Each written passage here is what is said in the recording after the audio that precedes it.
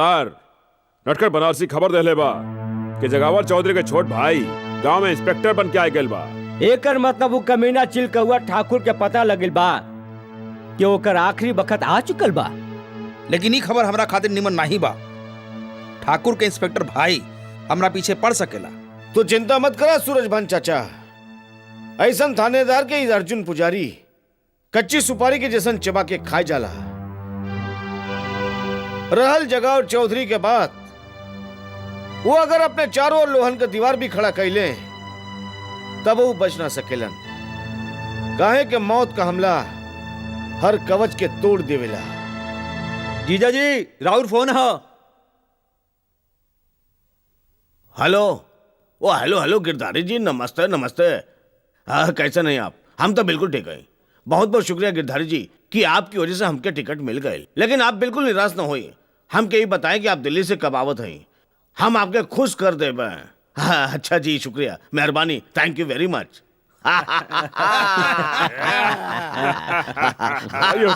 मुबारक हो भाई जी, आज तो बहुत खुशी के दिन हवे।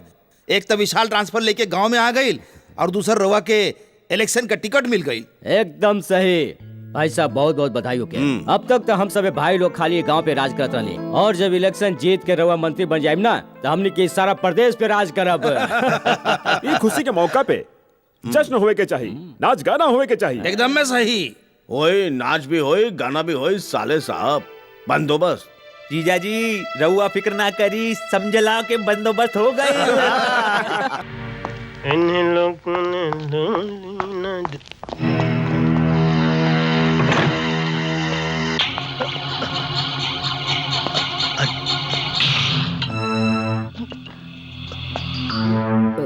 अर्जुन ना अर्जुन, गोली मत चलैया। बंदूक के गोली से तोर मौत बहुत आसान हो जाई ठाकुर, और हम तो के आसान मौत नहीं मारल चाहत हई।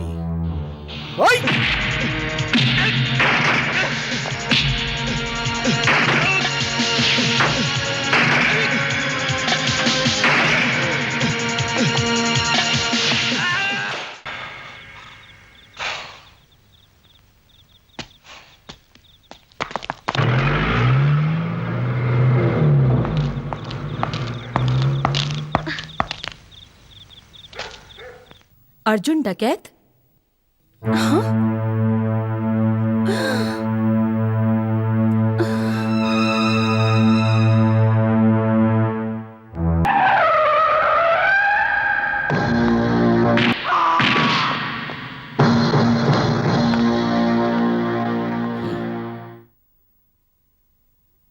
कचुकाला सी बहुत सख्त जान है साहब, इतना आसानी से बताने वाला नहीं है।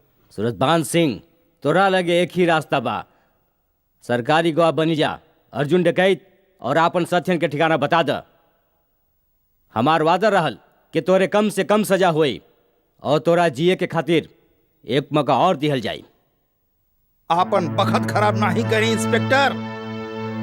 सजा का डर एगो राजपूत के गद्दारी खातिर मजबूर नहीं कर सकेला। अर्जुन डकैत और आपन साथियन के खातिर हम अपन जानो कुर्बान कर सकीला।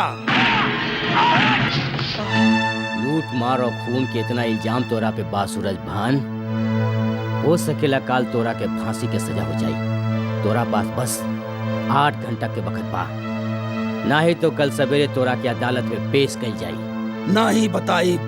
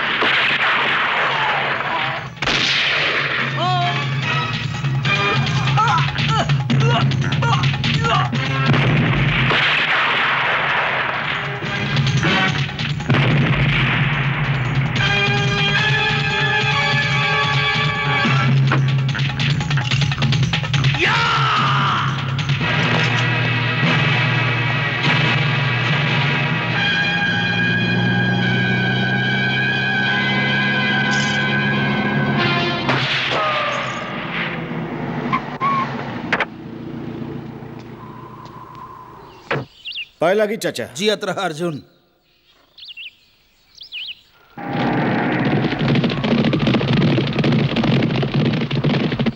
हमार जिंदगी बचावे खातिर तू आपन जिंदगी दांव पे लगाई देहला। ई दुनिया में हर मनई के आपन जिंदगी प्यारा होवेला।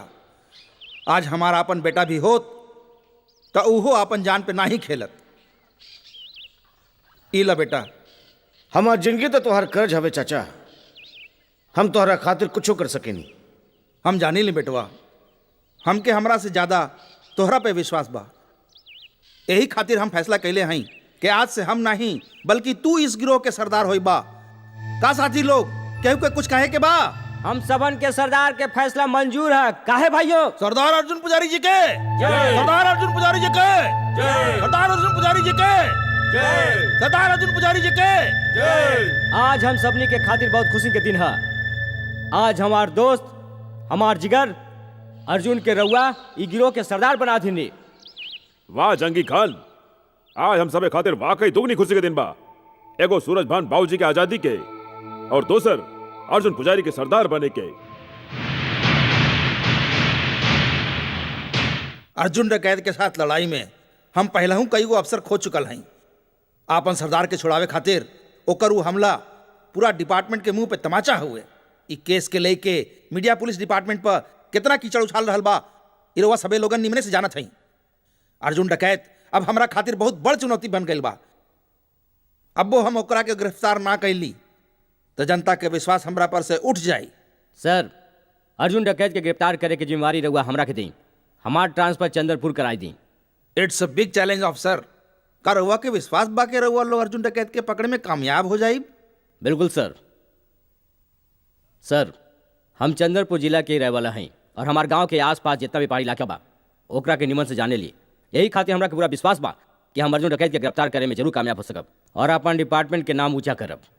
That's good. अगर तोहरा के इतना विश्वास बा तो काले हम तोहार ट्रांसफर ऑर्डर तैयार करवा के तोहके चंदनपुर भिजवा देते।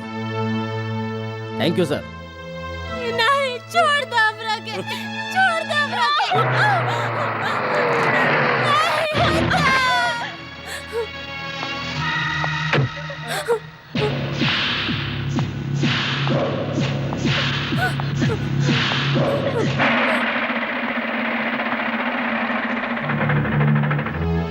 भैया जी तोहार मेहरारू का बलात्कार नहीं कैलन, समझला? अगर ही बलात्कार करते हैं तो एकरा बदन पे इनकर उंगलियन के निशान जरूर हो, समझला तू? हमें जाने ली है ठाकुर के साला जगमोहन निराला पूरे जिला में बा हमारा बोलबाला। ठाकुर साहब, गलती हो गई ठाकुर साहब, माफ कर दे ठाकुर साहब। हम रउआ के खिलाफ सरकारी थाना में रिपोर्ट लिखवावे नहीं आई ठाकुर साहब, गलती हो गई ठाकुर साहब। कुत्ता जब मालिक के सामने भौंक सकेला तो वो बखत आवे पर ओकरा के काटियो सकेला। तो क्या माफ नहीं कर सके नहीं। तोर सजाई हुई कि तोरी धर्मपत्नी के रस्सी से लटकावल जाए। माफ कर दे ठाकुर साहब। तोरे अखियन के सामने वो दम तोड़ी और जब पुलिस आई तू उनसे कहिया कि तोर धर्मपत्नी तोहरे वजह से खुदकुशी कैले से काहे कि तू ओकरा से धंधा करावत रहला। नहीं तो तोहार वह हाल होई जौन तोहार धर्मपत्नी को होखी। माफ कर दे ठाकुर साहब, माफ कर दे, माफ कर दे ठाकुर साहब, माफ कर दे।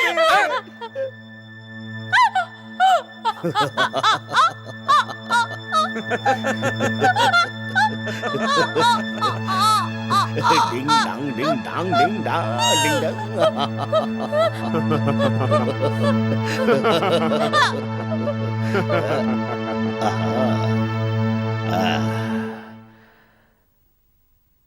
गईल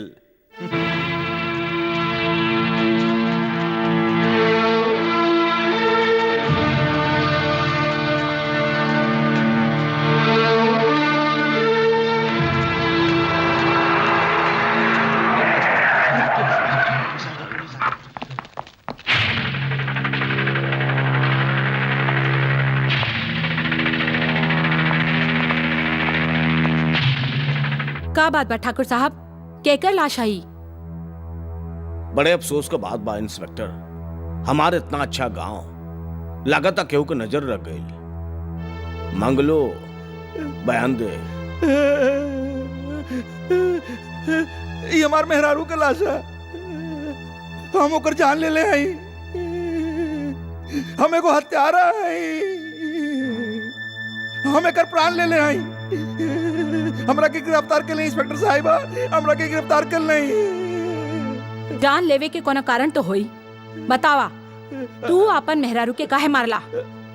हम बताओ थे इंस्पेक्टर साहिबा, ये आपन मेहरारू से धंधा करावत रहल। हवलदार जी मैडम। एम्बुलेंस बुला के लाश के पोस्टमार्टम खातिर भेज दा ओके मैडम। और ई कमीना के थाना ले चला। चल सरकार मंगलवा अगर पुलिस स्टेशन में सच्चाई बता देलस कि ओकरे मेहरारू का बलात्कार बड़का ठाकुर कैले हवन त मुसीबत आई सकेला। अगर दुर्गा देवी के सच्चाई पता लाग्यो गईल तब वो हमनी के कुछ नहीं बिगाड़ पाई है। काहे कि जीजा जीता ओकर फर्ज और ईमान के पहले ही खरीद के रख ले बाड़न। हमके रंग दे, हमके रंग दे। ए शनिचर ईदा 18 रुपए 50 पैसे जल्दी करा, पैसा दा बोनी के बकत आवे। आनाकानी नहीं करा, चला यहाँ से। अरे चला यहाँ से, चलत बना। ओ नटखट बनारसी अभी ले खाना काहे नहीं आए? लावत तनी ना, तोहरे खातिर तो बनात रहनी।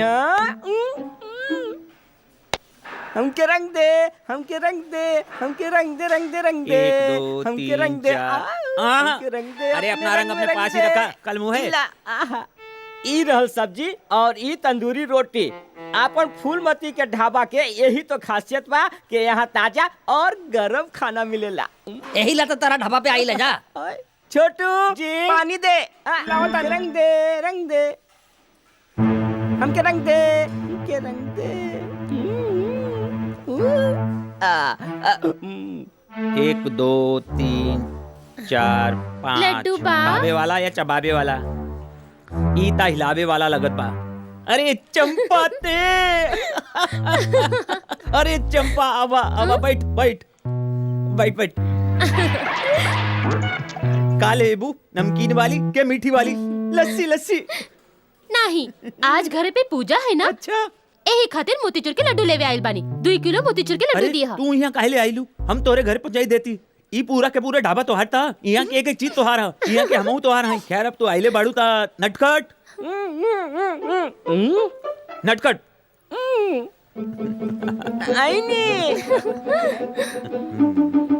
नटखट 2 किलो मोतीचूर के लड्डू पैक कर दा। का भइल?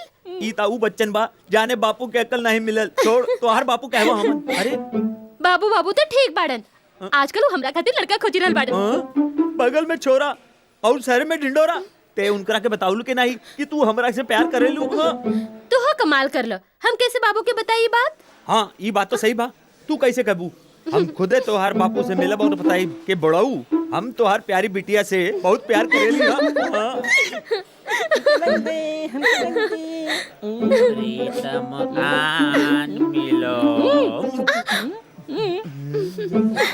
इला लड्डू। चंपा पैसे कैसन पैसा? एकरा के तू अंदर रखीला। अंदर रख लो। मान ली कि तू फलमती के मामा हवा, लेकिन ई ढाबे में तोहार हैसियत खाली एगो नौकर के बराबर बा। चंपा के मुफ्त में लड्डू नहीं दे सकेला। चंपा ई 40 रुपया भइल लड्डू के और 10 रुपया तू रखला, ब्यूटी पार्लर जइया।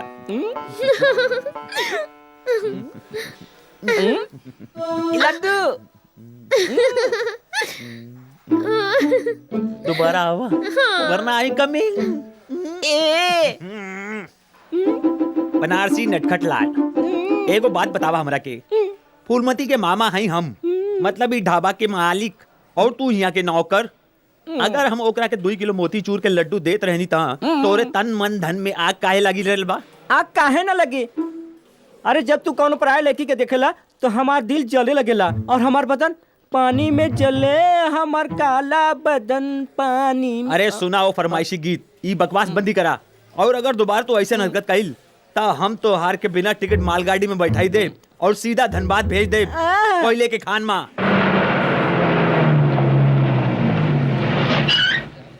अरे पानी वानी कुछ है का नहीं? रोटी लावा भाई। हमके रंग दे, हमके रंग दे, रंग दे, रंग दे, रंग दे। चला उठा उठा, चलो उठो चला उठा। चलो यहाँ से।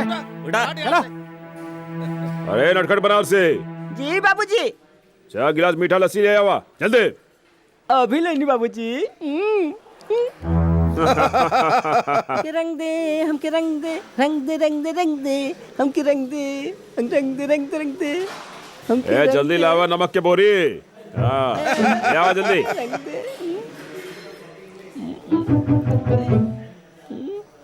ई रहल मीठा लस्सी मलाई मार के हमार तरह। चला चला हटा।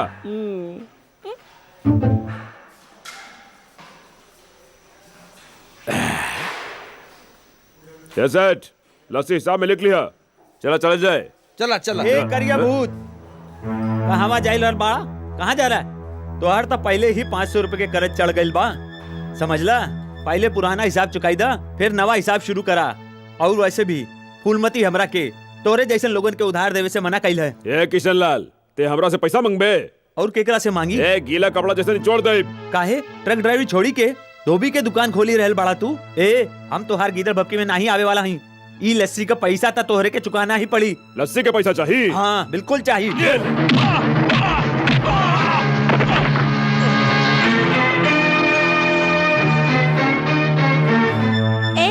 आज तक फूलमती के ढाबा पे दादागिरी करे वाला कोनो माई का लाल पैदा नहीं भइल। तू पहला आदमी हाउ जॉन मामा जी के हाथ पकड़े के हिम्मत कैले बाड़ा।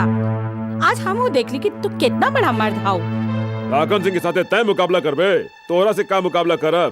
ते तो प्यार करे वाला चीज हवे। चला हट। ए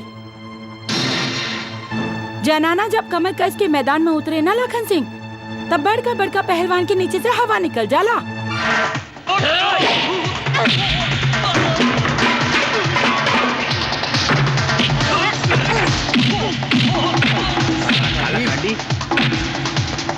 हमके निचोड़े वाला रहल, अब देखा कुकुर जैसन मार खा रहल बा। अरे रे रे रे।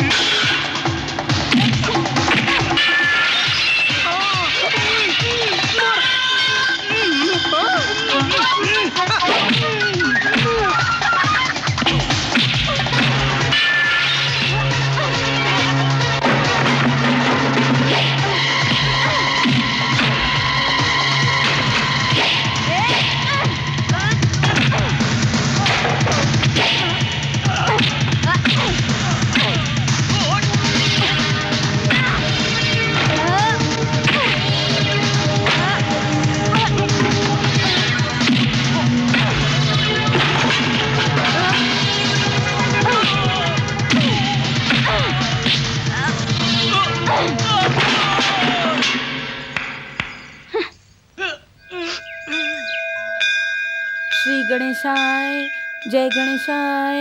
ओम गणपते नमः। श्री महाकाली महालक्ष्मी महासरस्वती दैत्वे नमः। ओम नमः शिवाय।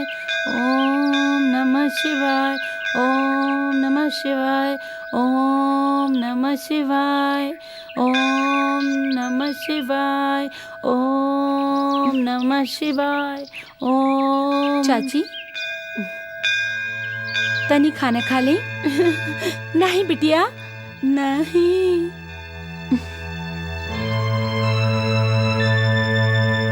तनी खा ले। नहीं बिटिया हम खाना नहीं खाए। तोहरा पता बा कि हमार बिटिया मर गइल बा और हमार पति आत्महत्या कर लेले बाड़न। उ दोइने के श्राद्ध करे खातिर बैठल हई। अर्जुन गइल बा पूजा के सामान लेवे। जब ले पूजा नहीं कर ले खाना नहीं खाइब। खाना नहीं खाइब। चाची श्राद्ध आज नहीं है। हम अभी पंडित जी से मिलके आवत हई। वो बतौलन की श्राद्ध काल हुई। चली कुछ खा ले। हमार तो भूखे मर गए। चाची जियत रहे खातिर खाना बहुत जरूरी होवेला। भगवान न करस कल तोरा कुछ हो गई तो अर्जुन तो अकेला पड़ जाए ना। हाँ? नहीं रहुआ अर्जुन से बहुत प्यार करे लेना चाची। तब ओकरा खातिर तोरा के जिए के पड़ी चाची। खा ले खा ले।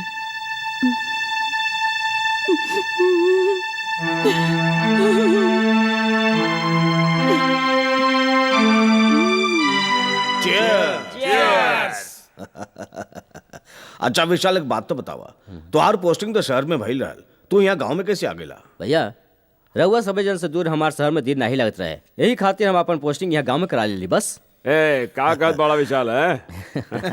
पकड़ लेली वीरेंद्र भैया। साच बात बा कि आईजी साहब अर्जुन डकैत के पकड़े की जिम्मेदारी हमरा के सौंपले बाड़न। यही खातिर हमार तबादला ई गांव में कर दिहल गइल बा। ये तो अच्छी बात बा, बहुत अच्छी बात बा, लेकिन हमरे लिए ऐसे ज्यादा खुशी की बात यह है कि तू यहाँ गांव में आ गई ला। इतने बेसाल तू हर जिद रहल कि तू है पुलिस की नौकरी करे के रहल, वरना आज तक हमरे खानदान में, हमरे पूरे परिवार में क्यों ना तो सरकारी नौकरी कैले से ना कोनो प्राइवेट काम कैले से। का खबर ले आइला नटखट बनारसी? अर्जुन के बता दिया कि जगावा चौधरी के छोटका भाई विशाल इंस्पेक्टर बन के गाँव आयल बा।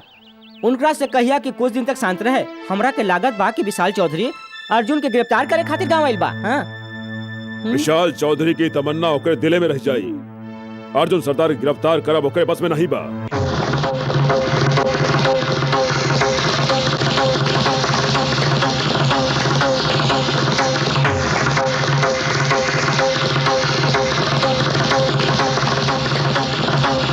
सरदार, नटखट बनारसी खबर देले बा कि जगावर चौधरी के छोट भाई गांव में इंस्पेक्टर बन के आ गए बा।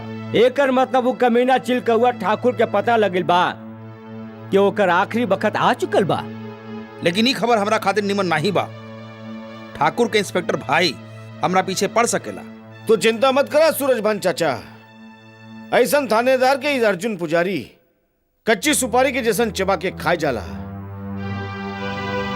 रहल जगावर चौधरी के बाद वो अगर अपने चारों ओर लोहन का दीवार भी खड़ा कैले तब वो बच ना सकेलन, काहे के मौत का हमला हर कवच के तोड़ देवेला। जीजा जी राउर फोन है। हेलो, ओ हेलो हेलो गिरधारी जी, नमस्ते नमस्ते। हाँ, कैसे नहीं आप? हम तो बिल्कुल ठीक है। बहुत बहुत शुक्रिया गिरधारी जी कि आपकी वजह से हमके टिकट मिल गए। लेकिन आप बिल्कुल निराश न होइए। हम यही बताएं कि आप दिल्ली से कब आवत हैं, हम आपके खुश कर देबे। हाँ, अच्छा जी, शुक्रिया, मेहरबानी, थैंक यू वेरी मच।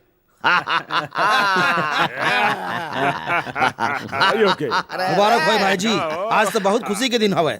एक तो विशाल ट्रांसफर लेके गांव में आ गई और दूसर रवा के इलेक्शन का टिकट मिल गई। एकदम सही भाई साहब, बहुत बहुत बधाई हो के। अब तक तो हम सब भाई लोग खाली गांव पे राज करत रहनी, और जब इलेक्शन जीत के रवा मंत्री बन जाए ना तो हमने के सारा प्रदेश पे राज करब। ये खुशी के मौका पे जश्न होए के चाहिए, नाच गाना होए के चाहिए। एकदम में सही। ओए, नाच भी होए, गाना भी होए, साले साहब बंदोबस्त।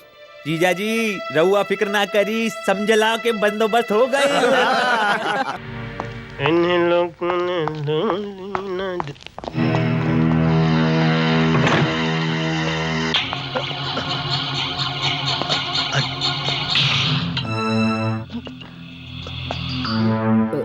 अर्जुन ना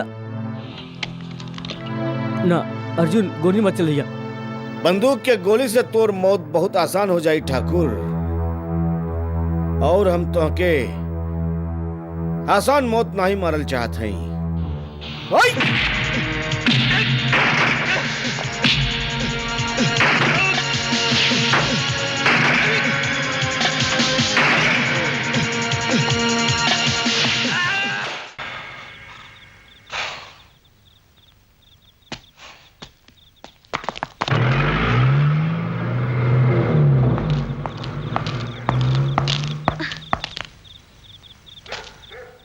अर्जुन डकैत?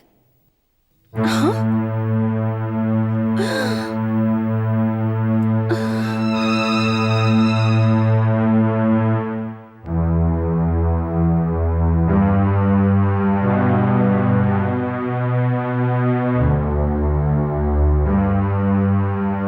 राउर भाई के मौत के बहुत दुख बा ठाकुर साहब। ई तो इत्तेफाक के बात था कि जौन बखत इंस्पेक्टर विशाल की हत्या भइल ओ वक्त हम ड्यूटी पे नहीं रहनी, नहीं तो इवा इंस्पेक्टर विशाल के लाश नहीं बल्कि अर्जुन डकैत के लाश होइत। अर्जुन डकैत रउआ खातिर ही कैसेट भेजले हवन।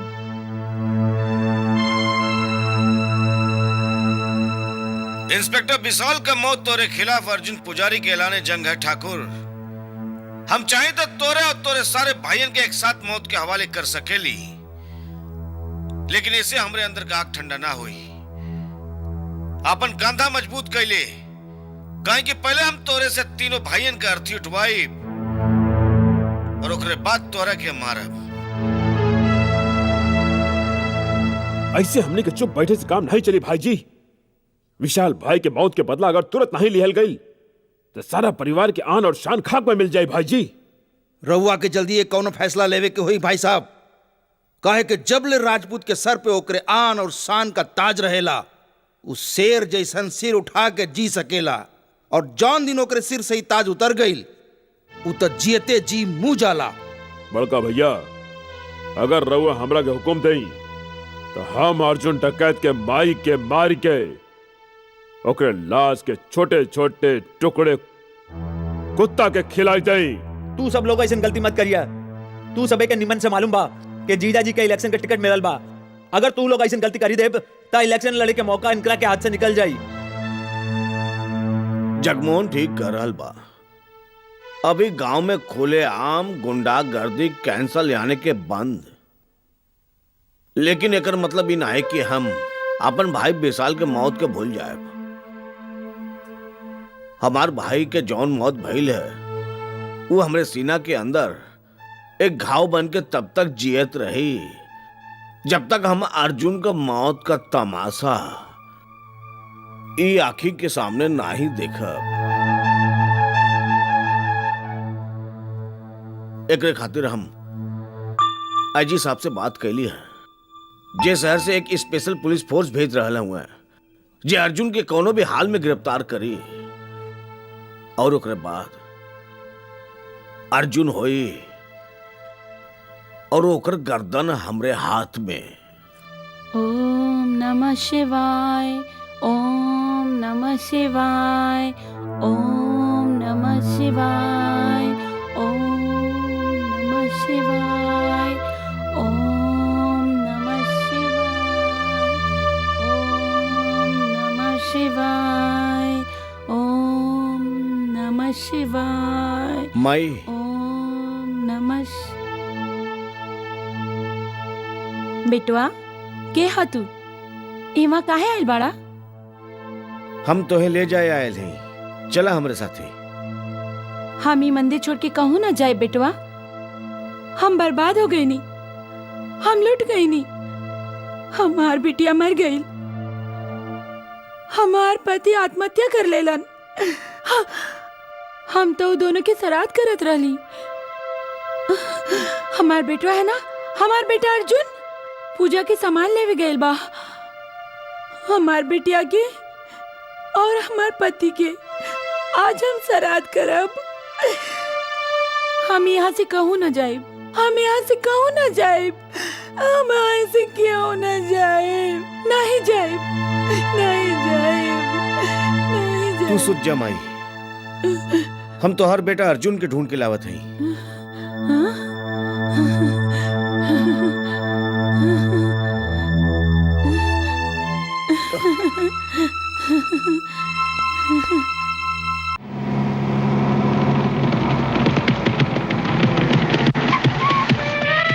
सरदार,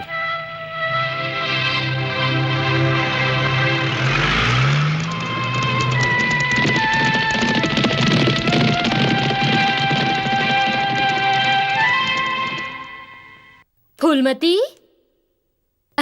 अरे दीदिया, तू ना कोनो चिट्ठी ना कोनो खबर, अचानक कैसे आयल गइल? सब निमनता बाना? भगवान के आशीर्वाद बा, सब नीमन बा। जीजाजी कैसन बाड़न? नीमन बाड़न, तोहरा के हमेशा याद करेलन। काशीपुर यहाँ से ज्यादा दूर थोड़े बा। तू चाह तो महीना 2 महीना में हमरा से मिले आ सकेलू, लेकिन लागत बा तोहरा अपन दीदी के याद नहीं आवेला। ऐसन बात नहीं के दीदिया, याद तो बहुत आवेला, पर ढाबा के कामकाज से फुर्सत नहीं मिलेला। खैर, ई बार जरूर आई होली के मौके पर काशीपुर। हमहू ये सोच के आयल हई कि हम तोहरा के अपन साथे ले जाइब। बात असल में ई बा कि हम तोहरा खातिर एगो बड़ा नीमन लड़का देखल हई और वो दिल्ली में नौकरी करेला। वो तोहरा के फोटो में देख के पसंद कइल बा। हम चाहत हई कि तू हमरे साथ काशीपुर चला और वो लड़का के देख ल, ताकि हम रिश्ता पक्का कर देई। मगर दीदिया, हम अभी ब्याह नहीं करना चाहता हई। कौनो कारण? अगर अपन माई बाप होई तो अभी ले कुआरी नहीं बैठल होई, कब के तोहर ब्याह हो गइल रहत। पर अब हम तोहर बड़ बहन होइत के नाते ये फर्ज हमके ही पूरा करे के होई। तोहर ब्याह हमरे के ही करावे के पड़ी। तू हमरा पे पूरा भरोसा रखा। लड़का बहुत नीमन और शरीफ बा। हमरा के उम्मीद बा कि वो तोहरा के जरूर पसंद आई। पसंद ना पसंद की बात नहीं के दीदिया। तब का बात बा? हम अपन जिंदगी केहू के नाम लिख चुकल हई। कौन हवे ऊ? हवे भी और नहीं हो। देखो फूलमती, हमरा के साफ साफ बताव, ये पहली मत बुझाव। आखिर कौन है तोहर सपना के राजकुमार? ओकरे साथ बितावल हर पल हमरा के आजू याद बा। ऐसा लागेला कि जैसे काले की बात हा। या देवी सर्वभूतेषु दयार्पेण संस्थिता नमस्तस्यै नमस्तस्यै नमस्तस्यै नमो नमः। या देवी सर्वभूतेषु मातृरूपेण संस्थिता नमस्तस्यै नमस्तस्यै नमस्तस्यै नमो नमः। या देवी ई संसार में रउआ से कोनो बात छिपल नहीं खे देवी माँ। तू तो सबके दिल के हाल जाने लू। तब तक तू इहो जानत होइबो कि हम अर्जुन से कितना प्यार करेनी। पर वो तो इतना भोला हवन कि प्यार के मतलब ना ही समझेलन। देवी माई, हम शहर के पढ़े लिखे लड़की तो ही नहीं। जौन अर्जुन के आंखें में आंखें डाल के उनकरा से कहीं कि हम तोरा से प्यार करेनी। हम अपना प्यार के नैया तोहरा वाले करत हई देवी माँ। एकरा के डुबोवल या पार लगावल सब तोहरा हाथ में बा। पर कुछ ऐसा करी देवी माई कि अर्जुन के अपने आप हमरे प्यार की खबर लग जाए और वो भी हमरे से प्यार करे लगे। हाँ फूलमती। अच्छा देवी माई, चलत हई।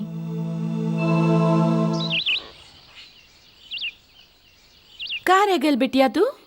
कहो नहीं काकी, वो अपन कमला मौसी है ना, उनसे बतियावत रही। और वो तोरा के मालूम बा, ले देखे एक ही काम बा उनके लगे सारा गांव के बुराई कर। नीमन भर जो तू आवाज दे लो, बड़ा मुश्किल से जान छुड़ा के आई नहीं हम। ये सांस नहीं खे फूलमती, तू झूठ बोल रहा है। तू चुप बैठा। जब दो बड़ बतियावत होए तब बचपन के बीच में ना बोले चाहिए, समझ ला। तू भगवान से जोन गुरुदेव के बारे में बात कर लियो ना, हम सब सुन लेनी है। का बात कैले सही हमके बतावा। कुछ नहीं शिवचरण, तोरा के हमरे ढाबा की लस्सी पसंद बना। हाँ हाँ फूलमती, तो ढाबा पे आ जाए, यहाँ 2 गिलास पिलाइब। ए शिवचरण, बतावा ये भगवान से हमरे बारे में का कहत रहल? कौनो बात नहीं है गुरुदेव, इहे के तुहार सेहत निमन बनल रहे और तू हमेशा हंसत मुस्कुरात रहे। तू पंडित का चेला होके झूठ बोलत हवा। का कर गुरुदेव, 2 गिलास लस्सी के सवाल बाना। चुप। हम बतावत है अर्जुन भैया, ये भगवान से तोहरे बारे में ये प्रार्थना कैले हुई कि तू जल्दी से जल्दी ब्याह खातिर हाँ करी दो। का फूलमती? शर्मा गेल।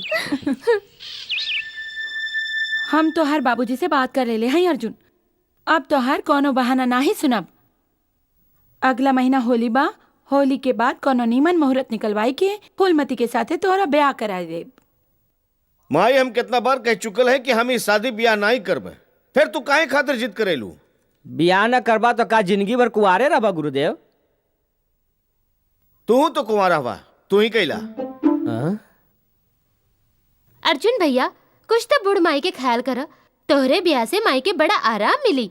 अगर फूलमती हमार भौजी बन के आ गई ना तो सारा घर आराम से संभाल ले, समझ ला।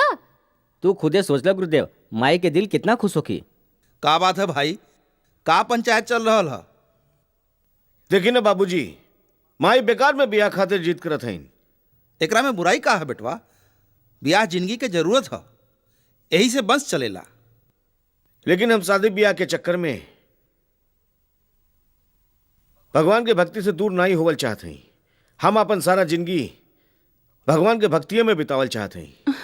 बेटवा, बाबूजी, अगर अर्जुन भैया अपन इरादा ना ही बदलन ना तो वो बेचारे फूलमती के सारा जिंदगी कुंवारी बैठे के पड़ी। सारा जिम्मा ऊपर वाले के हाथ होवेला बिटिया। अगर ऊपर वाला अर्जुन और फूलमती के ब्याह लिख ले बा तो ओके केहू नहीं टाल सकेला।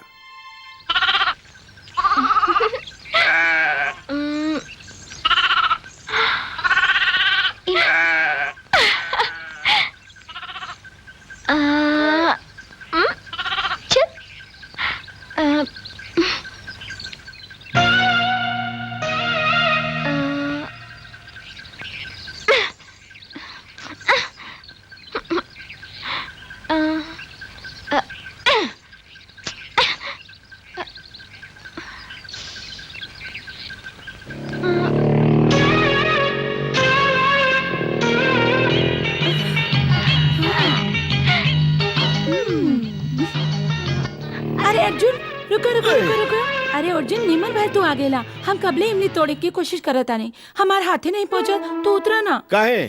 तू उतरा था सही। चला, देखा कितना अच्छा इमली बा। त हमरा के चाहिए, तू बैठ ना, हम तोरे ऊपर चढ़ के तोड़ ले। कबू नहीं, देख बैठ जा, हम तोरा के 2 ही दिन तक परेशान न करब। बैठ जा ना।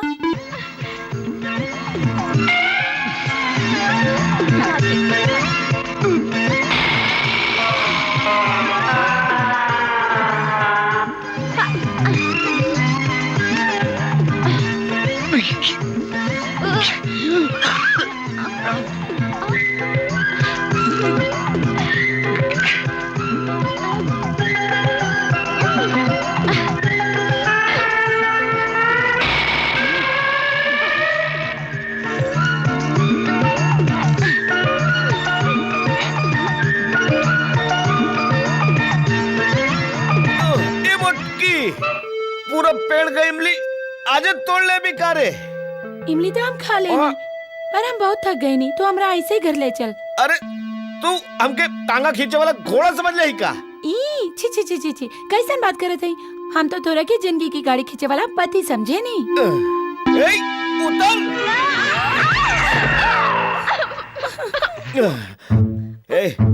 दिन में सपना मत देखल कर।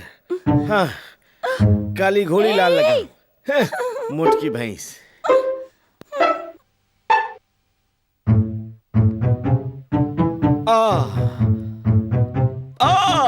गुरुदेव, तुहार हड्डियन के चरमाहट की आवाज ई बता रहल बा कि निश्चित रूप से रउआ 10 मन चावल के बोरी उठौले बाड़ा।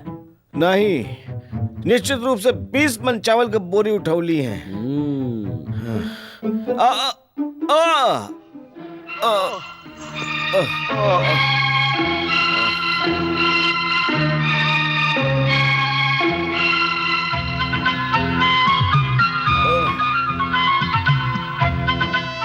अरे ठीक से दबावा शिवचरण, ऐसा लागत बा कि कोनो लड़की दबावतिया। कहीं तोरा ये तो नहीं लागत बा गुरुदेव के फूलमती तो आज देह दबा रहल बिया? काहे ऐसा काहे लगी भाई? काहे गुरुदेव, अपने फूलमती से प्यार नहीं करेली का? पगला गली का हम उसे प्यार करबे? मगर वो तो तोरा से बहुत प्यार करेले, और चाची भी तोहार बिया ओकरे से करल चाहेली। देखा शिवचरण, वैसे हम शादी बियाह तो करे वाला नहीं है। अगर माई के जीत के कारण बियाह करही के पड़ल न, तब हम फूलमती से बियाह नहीं कर पाए। काहे गुरुदेव, फूलमती में कोनो खराबी बा का? अरे तो छैयो कौन बा? वो तो हमें कहूं से भी लड़की ना लगेली। ओकर चाल मर्दाना हवे, क्यों छेड़ देला तब मार धाड़ पे उतर जाली, और ओकर नाको भी टेढ़ी बिया, एक आंख भी छोड़ बिया। अब तू ही बतावा, ऐसा लड़की से क्यों बिया करी? अरे फूलमती ते ता हमार चाल मर्दाना हवे, हमारी एगो आँख छोटी बिया और हमार नाक टेढ़ बिया। एही खातिर तू हमरा से ब्याह नहीं करबा। हम जी के का करब? अब हम जावत हई अपन जान देवे। अरे फूलमती रुक जा, हम तो मजाक करत हई। गुरुदेव, अगर वो अपन जान दे दे तो लेवे के देवे पड़ जाई, ओकरी मौत के जिम्मेवार भी रोवे होखब। जाई जाई, रोकी ओकरा के, रोकी गुरुदेव।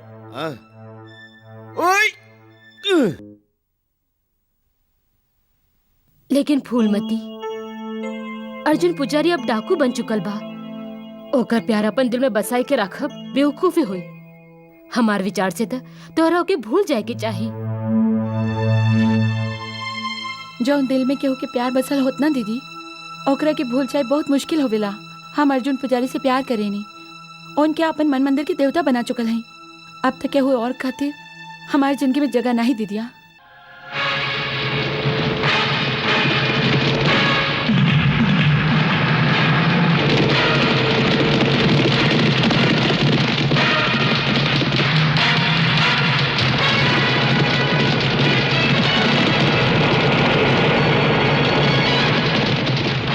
चला सरदार, रउआ ट्रक में घुस के सारा हथियार बाहर फेंक दे। रोका, बस रोका।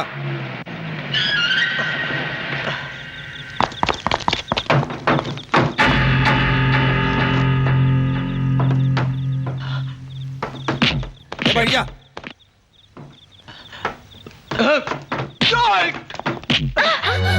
इंस्पेक्टर, चल बाहर निकल, नहीं तो ये छोकरी के खोपड़ी उड़ा दे।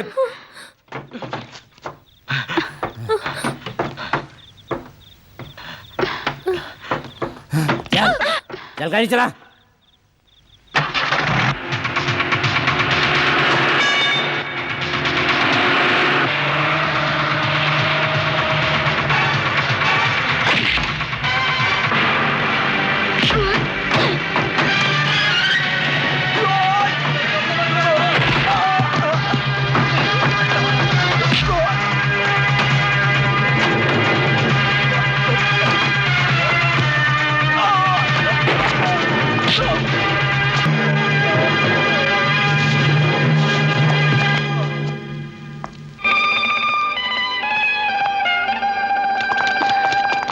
वेल डन यंग मैन। ये खतरनाक आतंकवादी के पकड़वा के तू कानून के मदद के लिए हवा। थैंक यू वेरी मच। इट्स ऑल ले चला के रखे।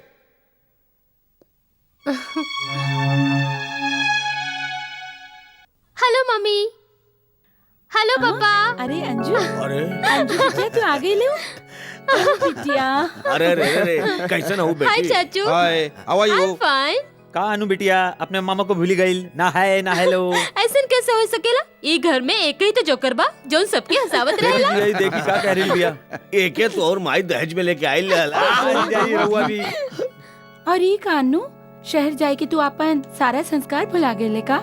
और सुना, ई जौन तोहर हाय हेलो बाना, ई वहाँ ना चली।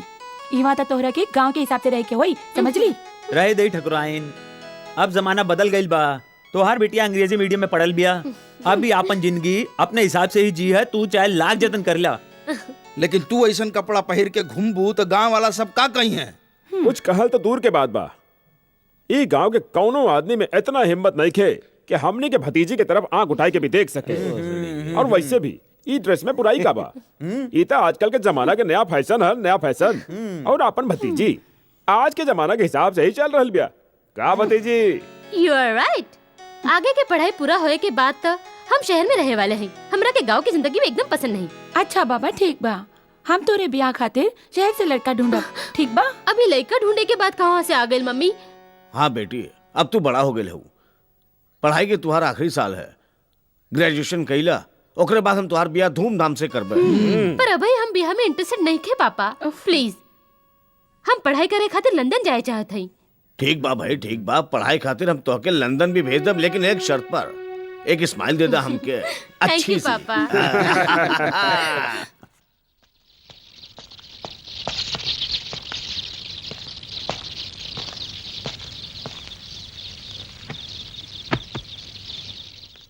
गोड़ लगाता नहीं बाबूजी। अरे बिटुआ तू अचानक यहाँ कैसे? हम तो खुदे तोरा से मिले दिल्ली आवे वाला रहनी। बाबूजी तो हर बहुत याद आवत रहे, यही खातिर आ गई। अच्छा ठीक कैला। ई बतावा, तोहार चाचा और उनका परिवार कुशल मंगल से तो बाना? हाँ बाबूजी, चाचा जी के घर में सब ठीक बा और रउआ के बहुत याद करत आनी। चाचा जी रउआ के नमस्ते कहले हव और ये कहले हव कि दिवाली के मौके पर तू दिल्ली आ जाओ। हाँ बिटुआ, हमहू यही सोचत रहनी कि गांव हमेशा खातिर छोड़ी के दिल्ली में जाके बस जाए। बोला तोहार का नाम बा? लेकिन बाबूजी रउआ तो हमेशा ये कहते रहनी कि रउआ के गांव की जिंदगी पसंद बा।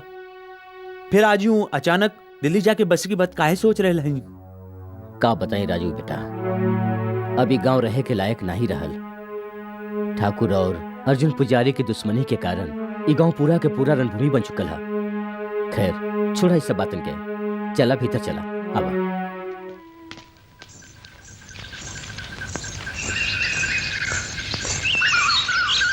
Phoolmati,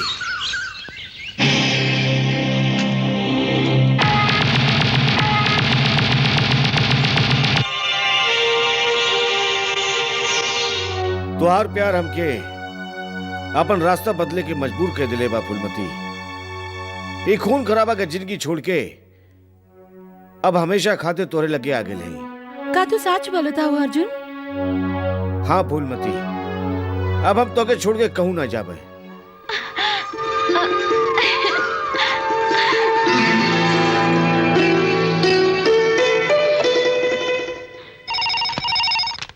hello Chandrapur police station. हाँ, हम हरिपुर थाना से इंस्पेक्टर बलदेव सिंह बोल रहल बानी। का हम इंस्पेक्टर खान से बात कर सके नहीं? हाँ, हम इंस्पेक्टर खान बोल रहे हैं। सर, हम बलदेव सिंह बोल रहल बानी। हमार मुखबिर खबर देहले बा कि गांव के चौधरी के लूटे खातिर अर्जुन डकैत आवे वाला बा। लेकिन हमार थाना में सिपाही बहुत कम हवन। अगर रउआ सिपाही और गोला बारूद भेज दें तो हम जाल बिछाई के अर्जुन डकैत के गिरफ्तार कर सके नहीं। अगर ऐसा बात है तो पुलिस फोर्स हम अभी भेजे था।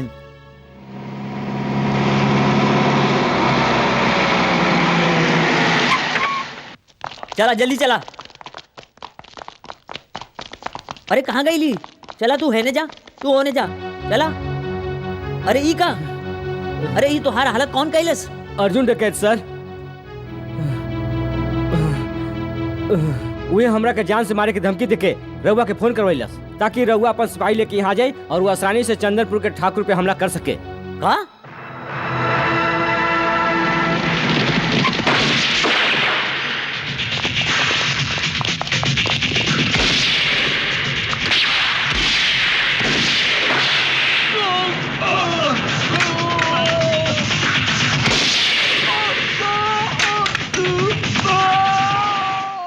जहांगीर खान,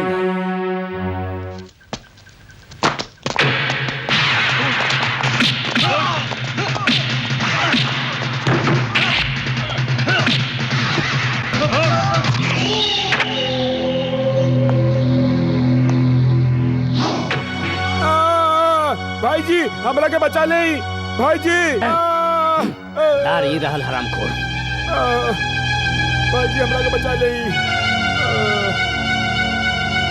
एक अर्थी तैयार करा। ये कायरता है अर्जुन डकैत, हमरे भाई के छोड़ दा। अर्जुन हमार भाई के छोड़ दा, नहीं तो तुहार हम हस्ती मिटाई दे। अर्जुन पुजारी स्लेट पर लिखल ABCD नहीं है, जेके तू अंगूर से मिटा दे बा। मिटेगा तो एक एक कह के तू लोगन के बाद ठाकुर। आज एकर बारी है, उठावा के।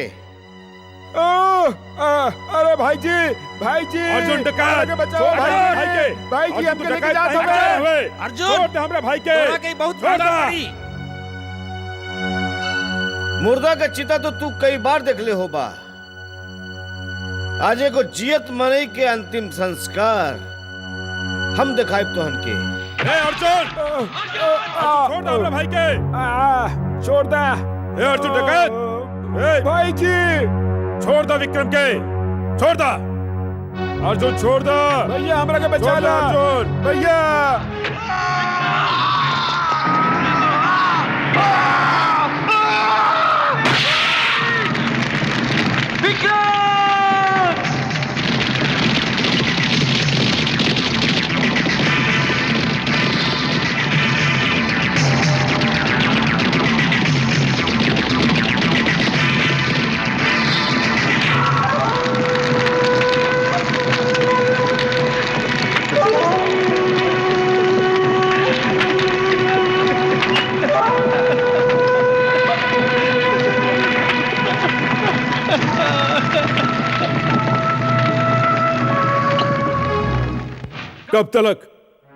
कब तलक हम कारण जैसे चुपचाप बैठल रही बड़ा भाई जी। अर्जुन डकैत हमने के घर में घुस के हमने के छोट भाई के जियते जला के चल गई और हमने के यहाँ विक्रम के मौत के मातम बना रहे नहीं।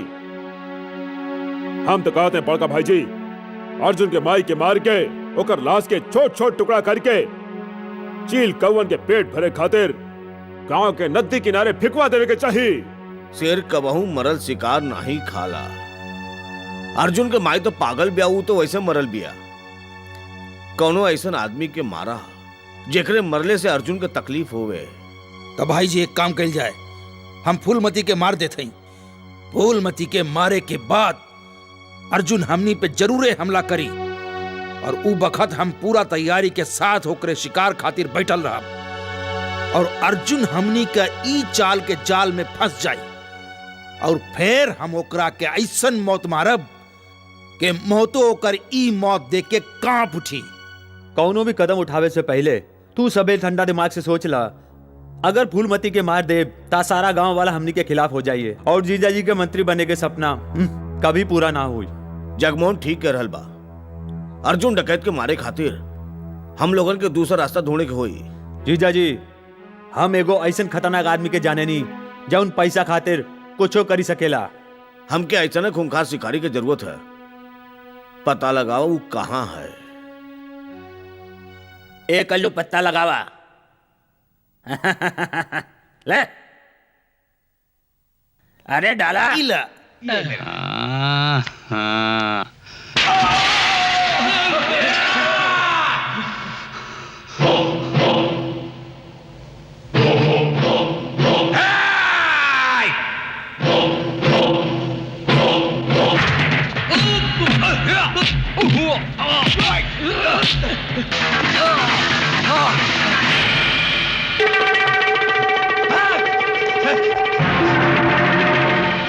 नहीं मारिया, हमका नहीं मारिया, माफ कर दे। एक बार मौत के शिकंजा से तो आदमी बच सकेला, मगर देवा जब केहू के सुपारी लेवेला ता ओकरा लागे जिंदगी के सारा रास्ता। ए, मत मारा, मत मारा, प्लीज मत मारा।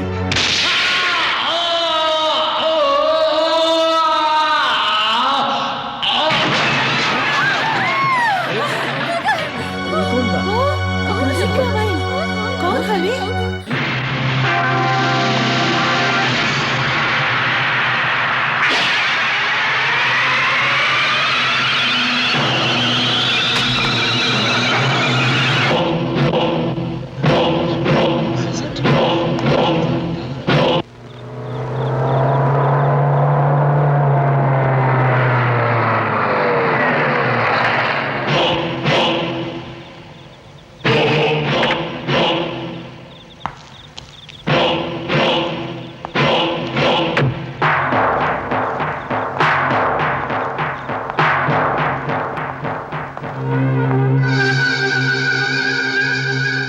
असलम पठान के खून के खबर ता तोहरा के मिलिए गईल होई।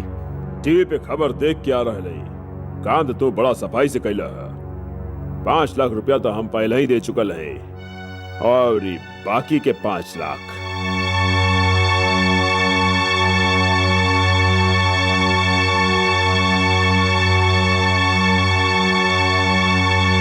जीजाजी राउर खाते शुभ समाचार बा, हम पता कई ले ली हई कि देवा ई वक्त कहाँ हा।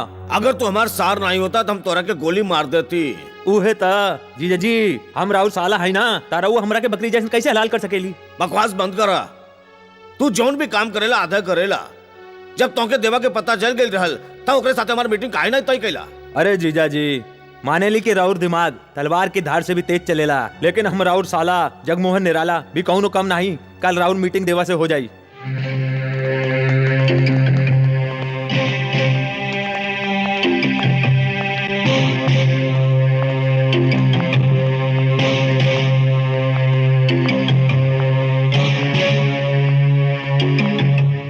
जीजाजी देवा भाई।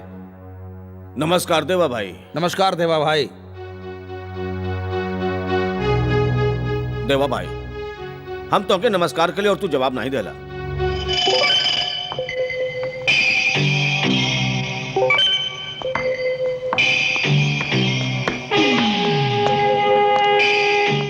देवा खाली ऊपर वाले के सलाम करेला, काम बोला उहे ता काम ता ई है देवा भाई जो टेलीफोन पे बात भइल रहल अर्जुन के ऊपर बचावे के बा। कीमत 30 लाख। देवा एक आदमी के मारेगा 6 के नहीं, कीमत बहुत ज्यादा है। 35 लाख।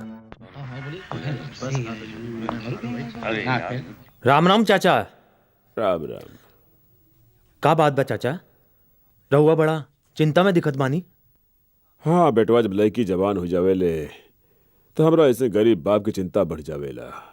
अब चंपा जवान हो गई बया, सोचत बानी के ओकर बियाह कई देई। ता एकरा में परेशानी की का बात बा? परेशानी तो इहे है ना कि कौनो नीमन लड़का नहीं मिल रहा बा, बस यह परेशानी के बात बा। ता चाचा जी लड़का मिल गई समझी। का तोहरा नजर में कौन लड़का बा? चाचा हम तो हर बिटिया चंपा से ब्याह कई चाहते हैं। काहे मजाक कर रहे हो बेटवा? तू सब बड़े लोग हवा और हमनी के खेत में काम करे वाला एगो मामूली किसान। चाचा हमने एक दूसरे से बहुत प्यार करेनी और जल्द ही ब्याह के बंधन में बनना चाहते हैं। मगर बेटवा तोहरा के दहेज देवे खातिर हम लगे कुछ नहीं खे। चाचा हमारा नजर में दहेज लेहल और देहल दोनों पाप हैं। रहुआ ओकरा के ब्याह के जोड़े में विदा कर दे, उहे हमरा खातिर बहुत होई। ब्याह के जोड़ा? चाचा अर्थी के सामान भी पैक करा दिया। का बकवास करत बाड़े? जब दुई बड़ लोग बातियावत हो ता खुजली वाले कुकुर लोग नहीं बोलन करते। यहाँ हम अपन शादी की बात कर रहे हैं और तू बर्बादी की बात कर रहे बाड़े। जा यहाँ से अपन काम कर। चाचा किशन लाल मंगली बा, और अगर तू अपन बिटिया के ब्याह एक संगे कैला तो दूसर के दिन चंपा के उठ जाए अर्थी। ये का कह रहे भाड़ा तू? चाचा जी रहुआ खुजली वाले कुकुर की बात में नहीं आई, ई फिर से गुजावत बाड़ा। हम मंगला नहीं है, रहुआ जाए के ब्याह की तैयारी करी। चाचा जी अगर रउआ के हमरा पे भरोसा नहीं खे तो कोनो पंडित से पूछ ली और एक कुंडली दिखा ली। ई मंगला है मुआ पगला है। किशन लाल, इतना बड़ धोखा हमरा की तोरा से ये उम्मीद नहीं रहल। चाचा जी कालिया तो हर जात को बेदा मारू। नटखट बनारसी, तू हमारा घर बसे से पहले उजाड़ देला, हम तो वहाँ के जान से मार डालो। तो मार देना। अरे तेरे प्यार में हम मर के भी अमर हो जाए, पर हमरे जीते जी कोनो और से तोहार ब्याह ना होवे दे। काहे के हम बने दूजे के लिए। किशन लाल जी राम राम। अरे बड़ा जल्दी में लागत बड़ा। अरे कहाँ जात हुआ तू? हम नरक के सैर करे जात हई, रउआ हमरा संगे चलब पसंद करब? पंडित के साथे ऐसा बात ना कहिए किशन लाल। ये बतावा समस्या कहा तो हो सकेला हमरे द्वारा तोहर कल्याण हो जाए। पंडित जी रउआ खुदे एगो कल्याण केंद्र हई, तू हमार का कल्याण करबा? हमरा बहुत गंभीर समस्या बा, तू सुनबे पसंद करबा? हाँ। ता सुनी, नटखट बनारसी ने हमार होने वाला ससुर के बता देलस कि हम एक मंगली लड़का हई और अब वो अपन बेटी के ब्याह हमरा साथे नहीं कल चाहत हवे। वो समझलन कि स्वागत वाले दिन उनकर बिटिया सीधा ऊपर चली जाई। हाँ अरे नटखट बनारसी कमन होए वाला भविष्यवाणी करे वाला। अरे वो कौन अंतर्यामी है का? और इहवा तो खाली शनि पंडित ही भविष्यवाणी कर सकेला। एगो काम करा, तनिया अपन सोच हाथ दिखावा। सीधा वाला? हाँ। अरे तो उल्टा हवे। पंडित जी हमार हाथ की रेखा का कहत बा? किशन लाल, तोरे हाथ के लकीर कहत बा तोरे लगे पैसा बहुत बा, पक्की ब्याह में बाधा बा, शनि के दरवाजा पे राहु के पहरा बा, यही खातिर तोहार ब्याह नहीं हो सकेला। माने के जिंदगी भर हम कवारा रहे, हमार चंपा हमरा के नहीं मिल सकत। पंडित जी अरे ये हम कहवा कहली? अरे तोहरा के तोहार चंपा मिली है और जरूर मिली। अरे तोहार ब्याह हुई, मगर ब्याह के 7 दिन बाद तोहार चंपा भगवान के प्यारा हो जाई। चुप कही, हमार बगिया में फूल खिले से पहले ही हमार फूल मुरझाए चाहिए। पंडित जी चंपा के काल टाले खातिर कौनो उपाय बताइए। उपाय तो हवे किशन लाल, पर तनी खर्चा करे के पड़ी। रउआ पैसे की फिक्र नहीं करी पंडित जी, बस उपाय बताई। तोहार ब्याह गधी के साथे करे के पड़ी। आए गधी के संगे का कही रहे हैं पंडित जी? बांध के गोली दाना खाई ले हैं। शांति से काम ल किशन लाल, शांति से। पहले हमारी पूरी बात तो सुना। तोरे हाथन की लकीर में साफ लिखल बा कि ब्याह के 7 दिन बाद तोहार धर्म पत्नी परलोक चली जाई। तो तब का तोहार ब्याह पहले गदही से करावे के होई और ओकरे बाद जब गदही मर जाई तब तोहार ब्याह चंपा के संगे हो जाई। उपाय तो बहुत नीमन बा पंडित जी। निकाला हमारे 501 रुपया। 501? कुछ कम पीला पंडित जी। ई का कंजूस मक्खी चूस। ई ज्ञानी पंडित के तू 1 रुपया दे के बेवकूफ बनावत बड़ा। इले 500।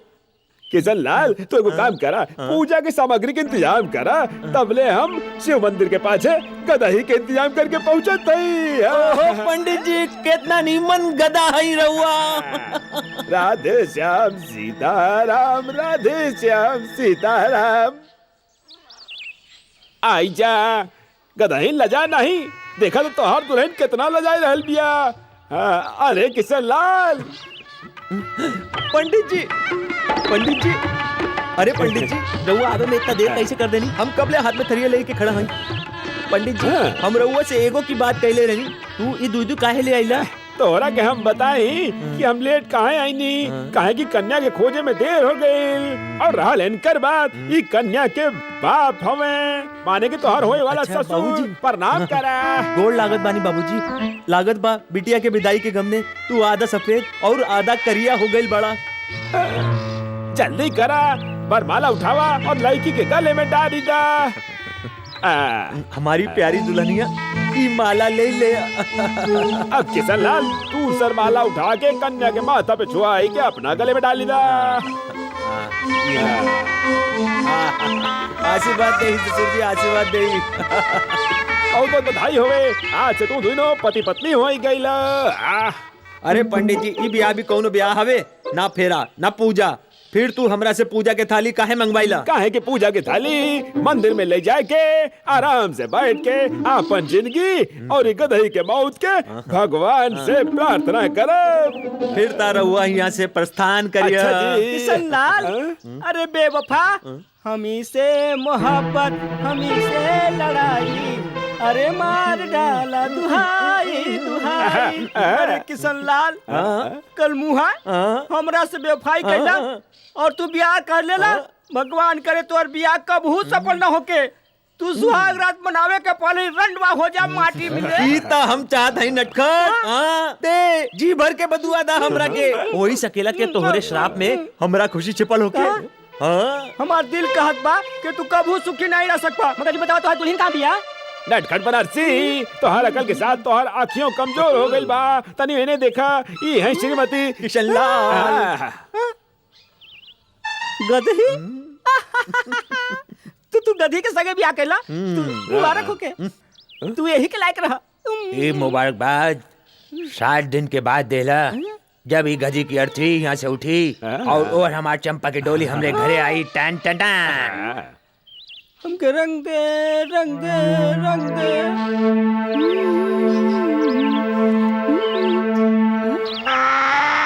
गधा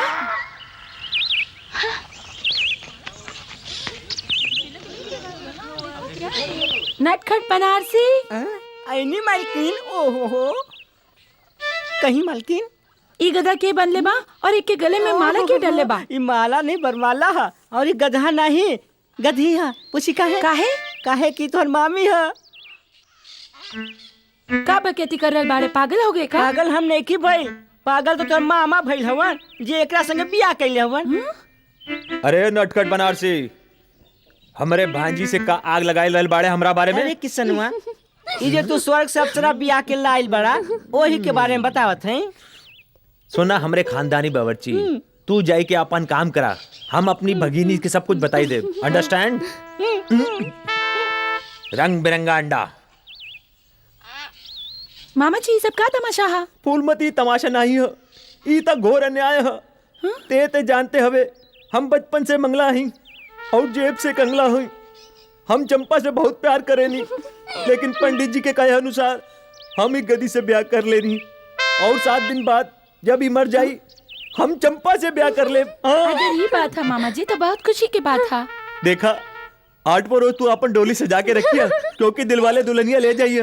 पर 7 दिन में हमारी सौत ई गधी ना मरल तो? हाँ मामा जी, अगर 7 दिन के अंदर गधी ना मर लेता।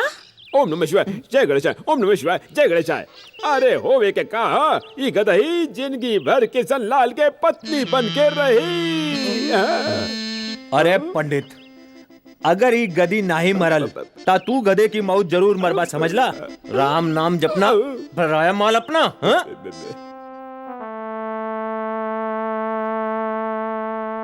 अनु, कौन विचार में खोयल हो? हमरा के तोहरा से कुछ कहे के बा। कहा ना, के कहा चालू? कहीं दी। अनु, अब हमनी के नीमन दोस्त बन चुकल हैं, फिर इतना हिचकिचाट? तोहरे दिल में जो कुछ है तू ही कही ना। अच्छा ठीक बा, तोरे दिल की बात हम कहते हैं। तू हमार से बहुत प्यार करेलू।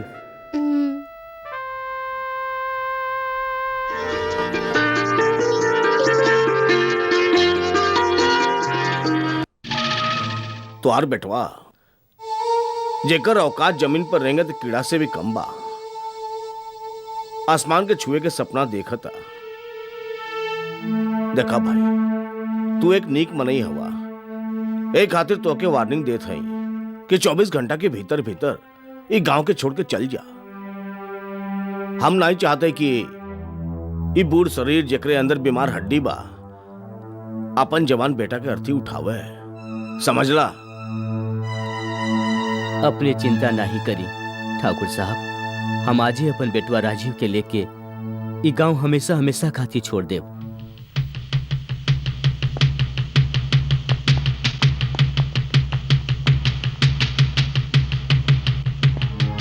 जीजा जी, हमार बात जयेंद्र सिंह से हो गई बा और वो बड़ा खुश बाड़न कि तू अनु बिटिया के ब्याह जल्दी से जल्दी करे चाहता ही।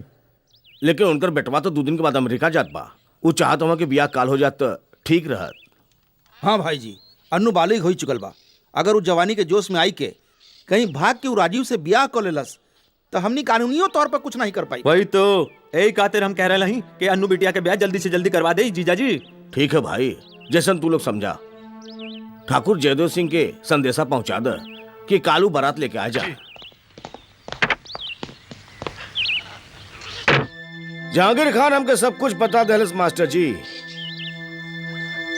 अगर तुहार बेटवा जगावर चौधरी के पिटिया से प्यार करेला तो कर बियाह वही से हुई।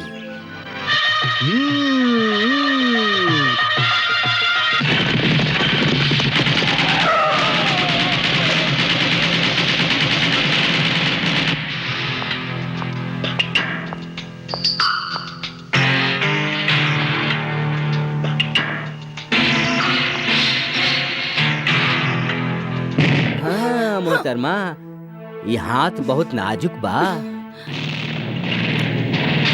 घबरा मत ठाकुर, आज हम तोरे कोनो भाई के शमशान भेजे कि नहीं, बल्कि तोरे बिटिया के जिंदगी आबाद करे आए हैं। राजीव,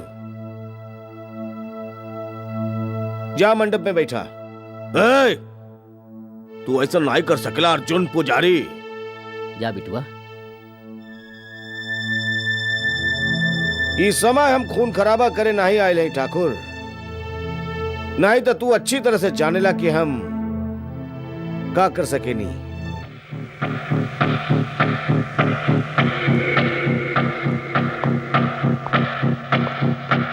बड़ा भाई जी,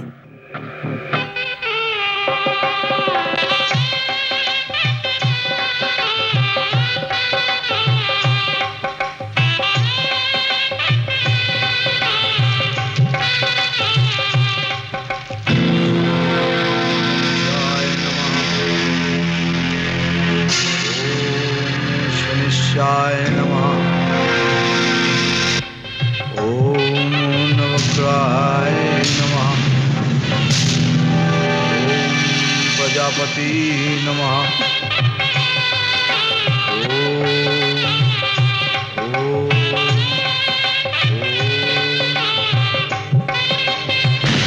ओम प्रजापति नमः।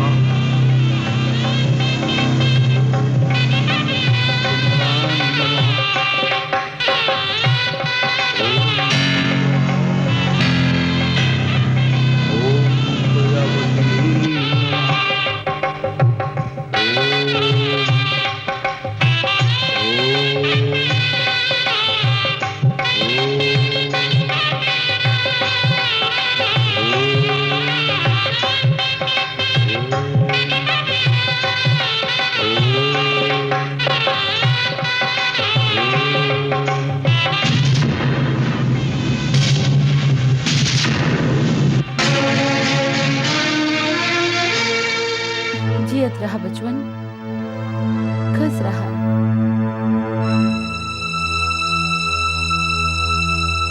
जा बिटिया।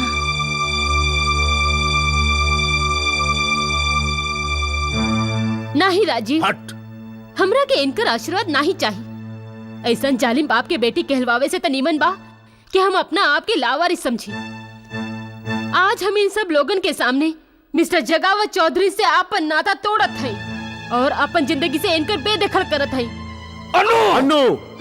पापा, अब हम तोहर असलियत जान गईल है। समझ ले रहुआ, अर्जुन पुजारी के बहन के साथे जो कुछ कइल बाड़ा वो सब हमरा के पता लाग चुकल बा। जौन अर्जुन के बहन के संगे तू और तोहार भाई लोगन इतना अत्याचार कैला, आज उहे अर्जुन तोहार बिटिया के केहू के दुल्हन बनवले बा और ये साबित कर देहलस कि तू लोगन कितना वहशी हव और ये कितना महान। डाकू ई नहीं, तू लोग हव। अर्जुन भाई, हम तो ये मान चुकल है कि हमार बाप मर गईलन। काई नहीं हो सकेला कि तू एगो भाई के नाते हमार कन्यादान करी दा।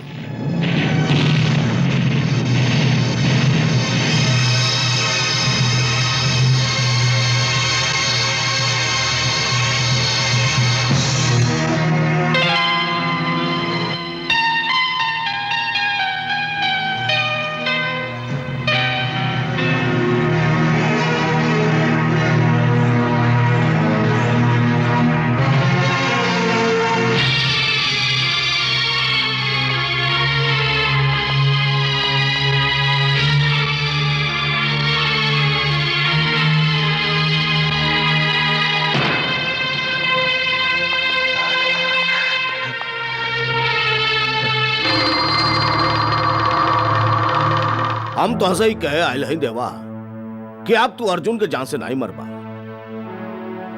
ठीक बा, ऐसन हालत में तू हमरा जौन पैसा देले रहल वो भूल जाए के पड़ी। अरे तू पहला जीजा सा के पूरी बात तो सुन ला। अब तू अर्जुन डकैत के जान से नहीं मरबा, बल्कि ओके जिंदा पकड़ के हमरे पास लेके आईबा, ताकि हम खुद अपन हाथ से ओकर गर्दन ओकर धड़ से अलग करके ओकरे खून से अपन माथा पर तिलक लगाए, तब हमरे कलेजा के ठंडक पड़ी। ठीक बा, अर्जुन डकैत तोरा के जिंदा मिल जाई, लेकिन जैसन हमार धंधे के कायदा हा एकर तोरा के 5 लाख और देवे के होई। एक बात तो बतावा, तू एक खूनी हवा की बनिया बात बात पे पैसा बढ़ा देला। खैर कोनो बात नहीं, तो आके जितना पैसा चाहे मिल जाए, लेकिन हमके अर्जुन डकैत जिंदा चाहिए। रात होवे में खाली 1.5 घंटा बाकी बा। अगर तू नहीं मरलू हम तो जीते जी मर जाए। अरे कितना खावेला गधी कहीं के। मामा ये मामी के साथे अकेले अकेले क्या बात कर रहा?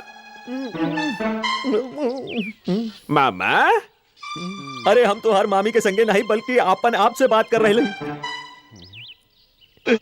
ते ग्राहकन के छोड़ के यहाँ का चले आइले। एक खातिर आईली है कि आज गदही मामी मरे वाली है ही ना, ये खातिर भगवान से प्रार्थना करनी है कि जियत रहे।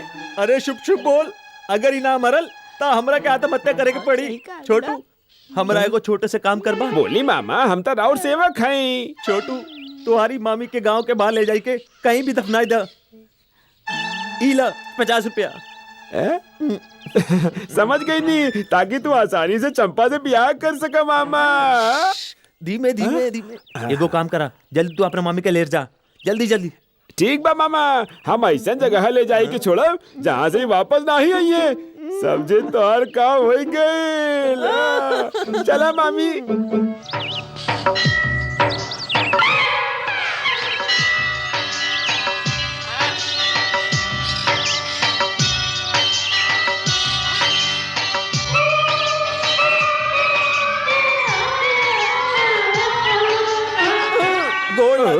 का कर बड़ा खुश रहा। भगवान के लाख लाख शुक्र बा कि गदही स्वर्ग से धार गइल और तोरे ब्याह के बीच में जवन दीवार रहे उ गिर गइल।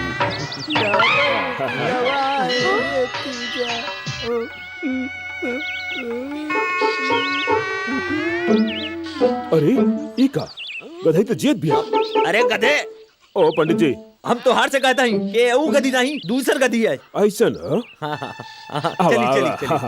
चलिए। अरे चाचा गधी मरल नहीं के, गधी उहे हो। अरे चाचा रहुआ तो जाने ली कि ई खुजली वाला कुकुर हमार मोहब्बत के कितना बड़ दुश्मन बा, और तो हर चंपा से भी जलेला।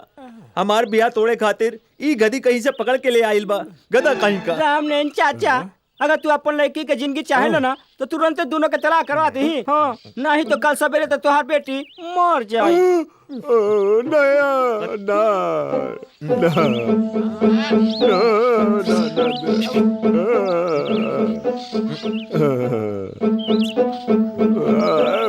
पंडित जी अपन रहू केतु की भाषा में समझाइए इनकरा के।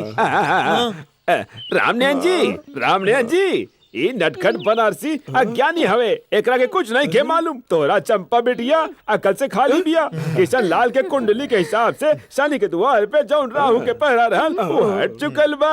अभी दोनों सुखी जीवन बिता सकेले ना।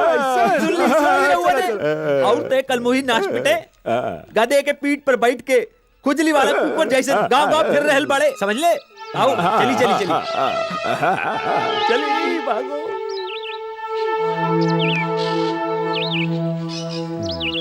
ले साहब मीठ मीठ लस्सी, वो मलाई मार के। यहाँ वा। जी साहब। तोरा नाम कहा? हरिया साहब।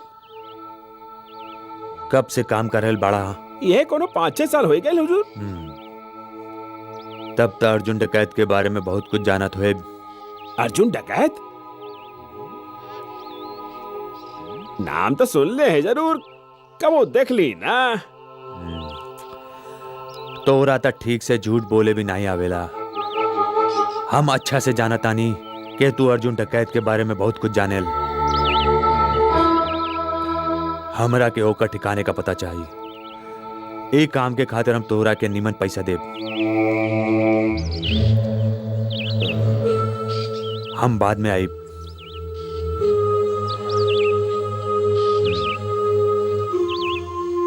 कैसन खबर ले आइल हवा नटखट? एगो खास खबर लेके आयल बानी बाबू लोहार। एगो अजनबी मनई ढाबे पे आके अर्जुन भैया के बारे में पूछताछ करत रहल। कौन हो सकेला वो अजनबी? हमरा तो लागत बा वो खुफिया पुलिस के आदमी होखी। वो जौनो होए, अर्जुन सरदार तक पहुंचे से पहले ओकरा के ऊपर पहुंचाई दिया जाए।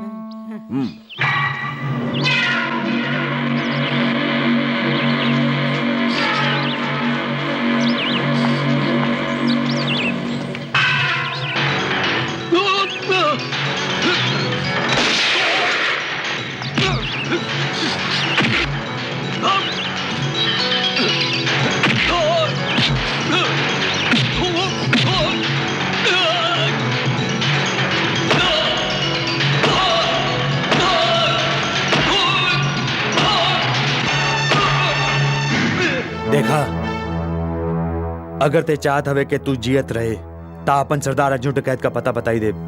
हम अपन जान दे सके नहीं, पर अपने सरदार के साथ है गद्दारी नहीं कर सके नहीं।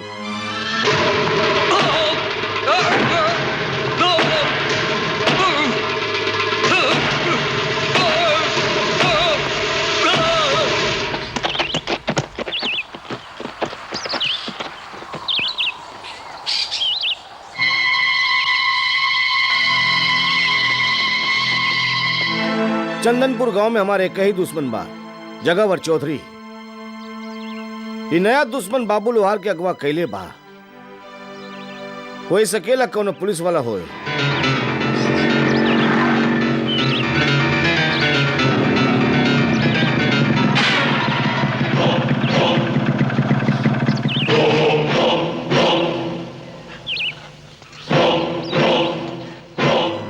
देवा नाम है हमरा।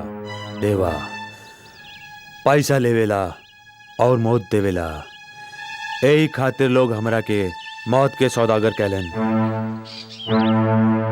तो हर जिंदगी के फाइल बंद करे के खातिर पैसा ले चुकल है हम। जिंदगी की कौनो आखिरी इच्छा होवे तब बताई दा। हम वादा करत हई तोहरा के मौत की गोदी में सुलाने से पहले तोहार आखिरी इच्छा जरूर पूरा करब। हम कोनो दिया नहीं जेकरा के तू हथेली से दबाई के बुझाई देबा। अर्जुन पुजारी आग का दरिया हवे, जेकरे रास्ता में आवे वाला जल के राख हो जाला।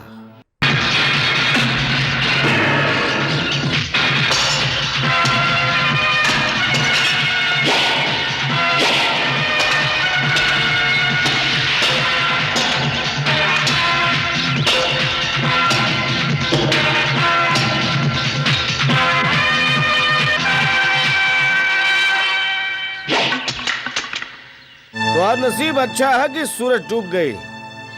सूर्यास्त के बाद ब्राह्मण केहू पे हाथ नहीं उठावेलन। तू चाहता हमार जान ले सकेला। हम वादा करत हई तोरे पे वार नहीं करबे। भीख में मिलल जीत के ताज ना मर्द के सिर पर नीमन लागेला अर्जुन पुजारी। और देवा नपुंसक नहीं है। हम कल के सूरज निकले तक का इंतजार करब।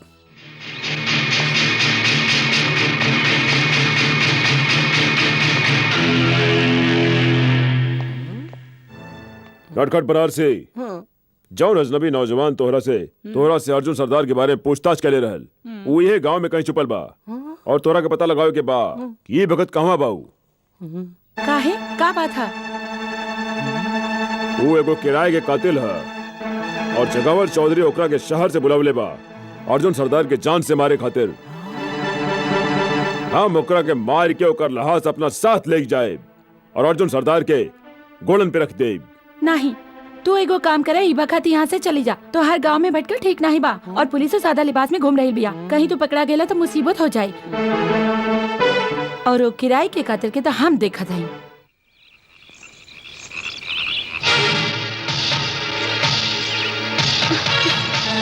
काय खातिर आइल हुआ यहाँ? तो हर सोअल आत्मा की जगावे खातिर और ये बतावे खातिर कि अर्जुन पुजारी के माथे पे डाकू होवे के कलंक लागल बा, बाकी वो डाकू नहीं बा। वो लूट मार के खातिर हथियार नहीं उठावले बा। हमार आत्मा सोई है या जागी, या फिर अर्जुन पुजारी डकैत काहे बनल, ई जाने में हमार कौनो दिलचस्पी नहीं के और ना ही कौनो फर्क पड़ेला। हम एगो पेशेवर कातिल हई, सुपारी लेके खून करब ही हमार पेशा है। जानत हई, और यही खातिर हम तोरे से एगो सौदा करे आयल हई, लेकिन ओकरा से पहले तोरा के अर्जुन पुजारी के बारे में कुछ बतावा चाहत हई। नमस्ते ठाकुर साहब, ई गांव वाला रहुआ के राउर जन्मदिन के बधाई देवे खातिर जमा भइल बाड़न। बोला ठाकुर साहब के जय। ठाकुर साहब का जय। ठाकुर साहब का जय। ठाकुर साहब का ठाकुर साहब, हम आपका लंबी उम्र का प्रार्थना करत हई। आप हम गांवलन पे बहुत उपकार कैली हैं, वो हमनी के भुला नहीं सकेली। अर्जुन, तू तो जानेला कि गांव हमनी के पुरखन का है, यही लिए ई गांव से हमके बहुत प्यार है। ई गांव के लोगन खातिर हमसे जौन भी छोट मोट काम भइल हम कैली है, लेकिन कोनो बड़ा कारनामा नहीं है।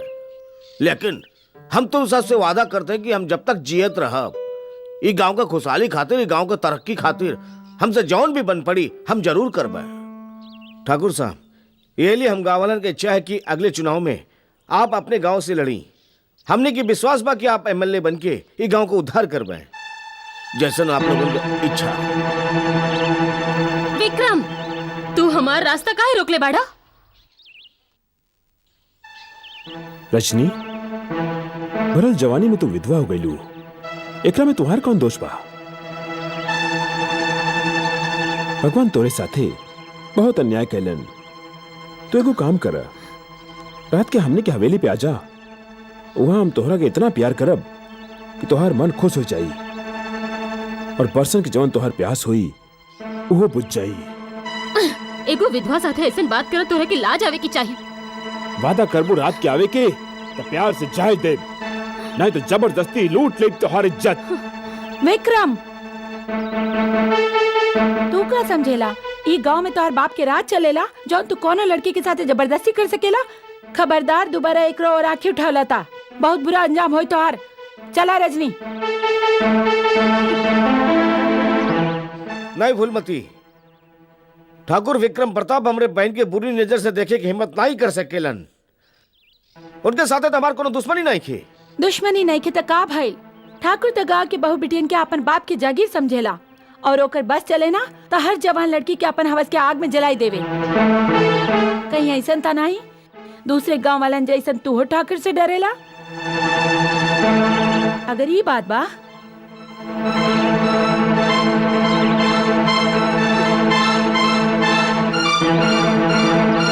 तईला चूड़ी और पहला के, ताकि तोहर बहन के पता लग जाए कि कितना बदनसीब हवे वो, जेकरा तोहरे जैसन कायर भाई मिलल बा।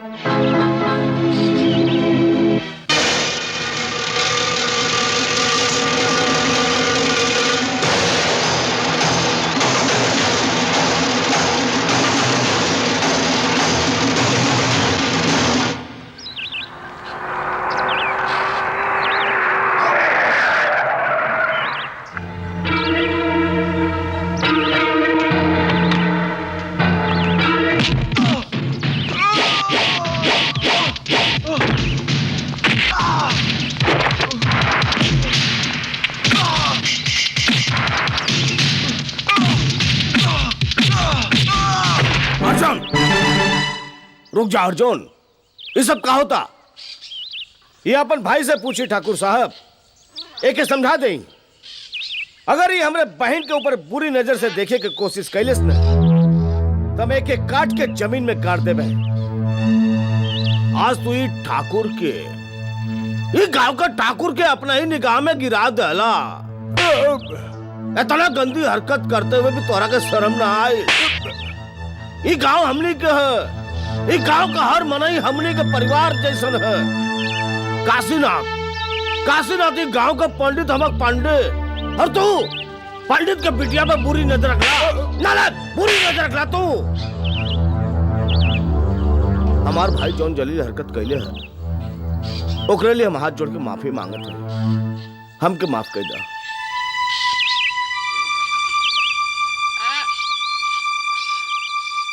ते ठाकुर साहब के भाई पे हाथ उठावे के हिम्मत कैसे कैला? वो तो गांव के भलाई के बारे में दिन रात सोचत रहेलन।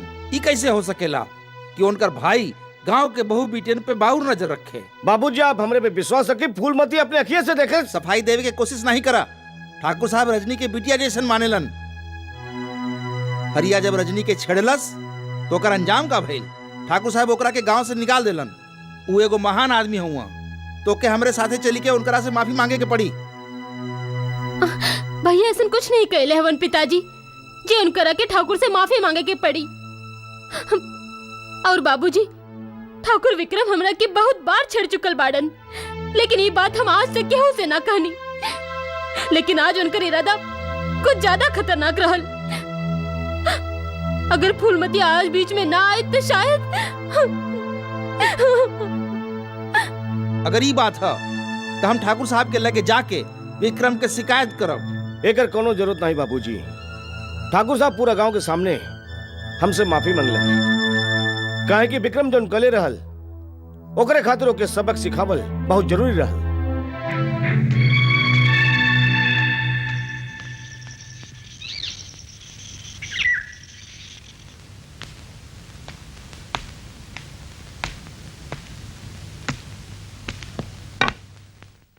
आवा अर्जुन, आवा आवा, स्वागतम स्वागतम। आप हमके यहाँ काहे बोलौली ठाकुर साहब? चीर हरण नाही देखबा। भैया रजनी, ठाकुर, तू जाना ले उस दिन तोरे सामने हम अपने भाई के चाटा काहे मरली है। वो ये लिए कि जौन शुभ काम को शुरू कैले से ओके वो अधूरा छोड़ दे हलस। जगहवर चौधरी, अगर हमरे बहन के कुछ कहला न तो हम तोहर पूरा वंश मिटा देबे। वंश मिटा। एकर हालत तो देखा। ये बेचारे का हालत तो ऊ पंछी की तरह बा जेकर पर काट दिहल गइल हो, लेकिन उड़े के कोशिश कर रहल हो, लेकिन उड़ ना पावता। अब तो ये लोग फैसला करा कि पहले एकरे बहन के आशीर्वाद के दे। रउआ बड़ा है भाई जी। एक खातिर ठाकुर परिवार के परंपरा के हिसाब से एकरे बहन के आशीर्वाद भी पहले रउए दे। ना ना ना ना ना, ये तो बहुत बेइंसाफी होगी। हम एक काम करत हई, हमें सिक्का एक हवा में उछालत हई। अगर हेड आई तो पहले आशीर्वाद हम दे, अगर टेलाई तो आशीर्वाद तू सब लोग मिलके दिया। ये हम सिक्का हवा में उछल लिए। हेड आ गई, अब तो हमके आशीर्वाद देवे के पड़ी। नहीं, नहीं।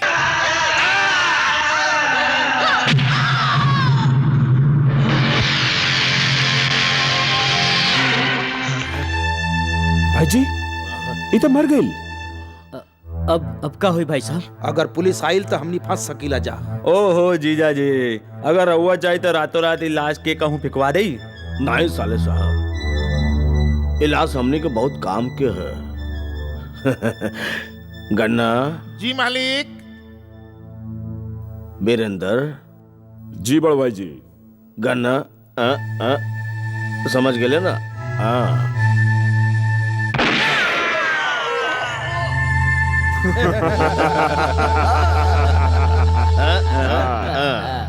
तमाम गवाहन और सबूतन के मद्देनजर रखते हुए ई अदालत ई नतीजा पर पहुंची बा कि मुलजिम अर्जुन पुजारी की बहन का गन्ना उर्फ गुलशन यादव से नाजायज संबंध रहल, जेकरे वजह से अर्जुन पुजारी ने गन्ना उर्फ गुलशन यादव का कत्ल कर दियल।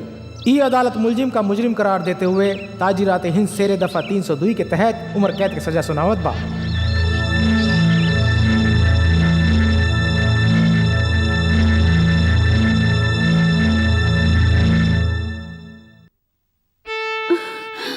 ई रउआ का कर लेली?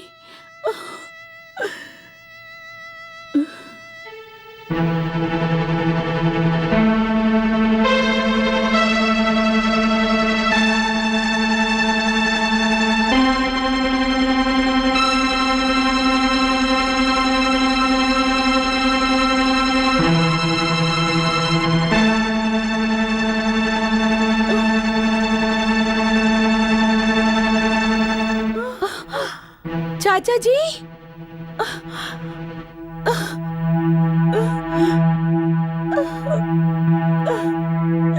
चाची, चाची,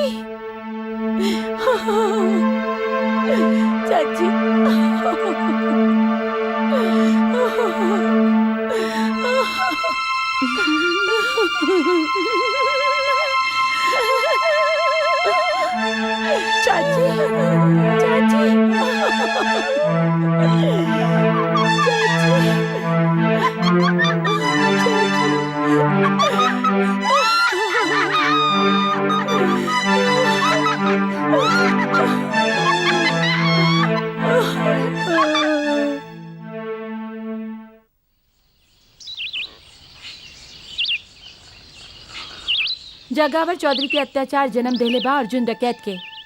ई सब जाने के बाद भी तोहरा के लागत बा कि अर्जुन के मारब सही बा, तो हम तोहरा के साथे एगो सौदा करे चाहत हई।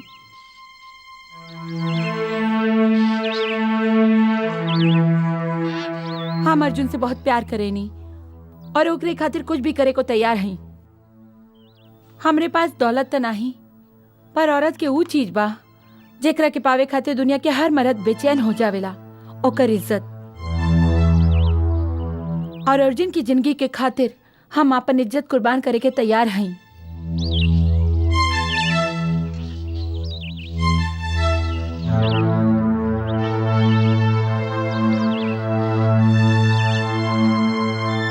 तोहरे साथ हम रात बितावे के तैयार हई, मगर एकरे बदला में तोहरा के कल सुबह सूरज निकले से पहले ई गांव छोड़ के जाए के पड़ी।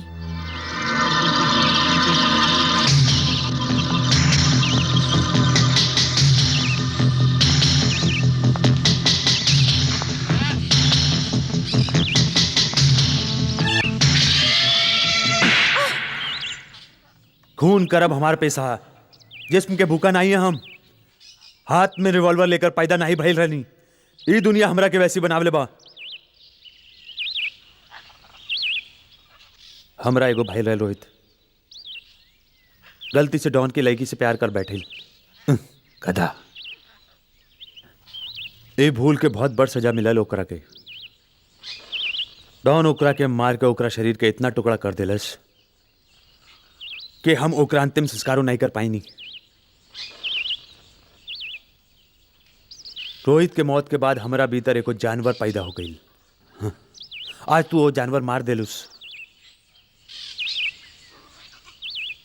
तू घरे चली जा, कल सवेरे हम गांव छोड़कर चल जाए।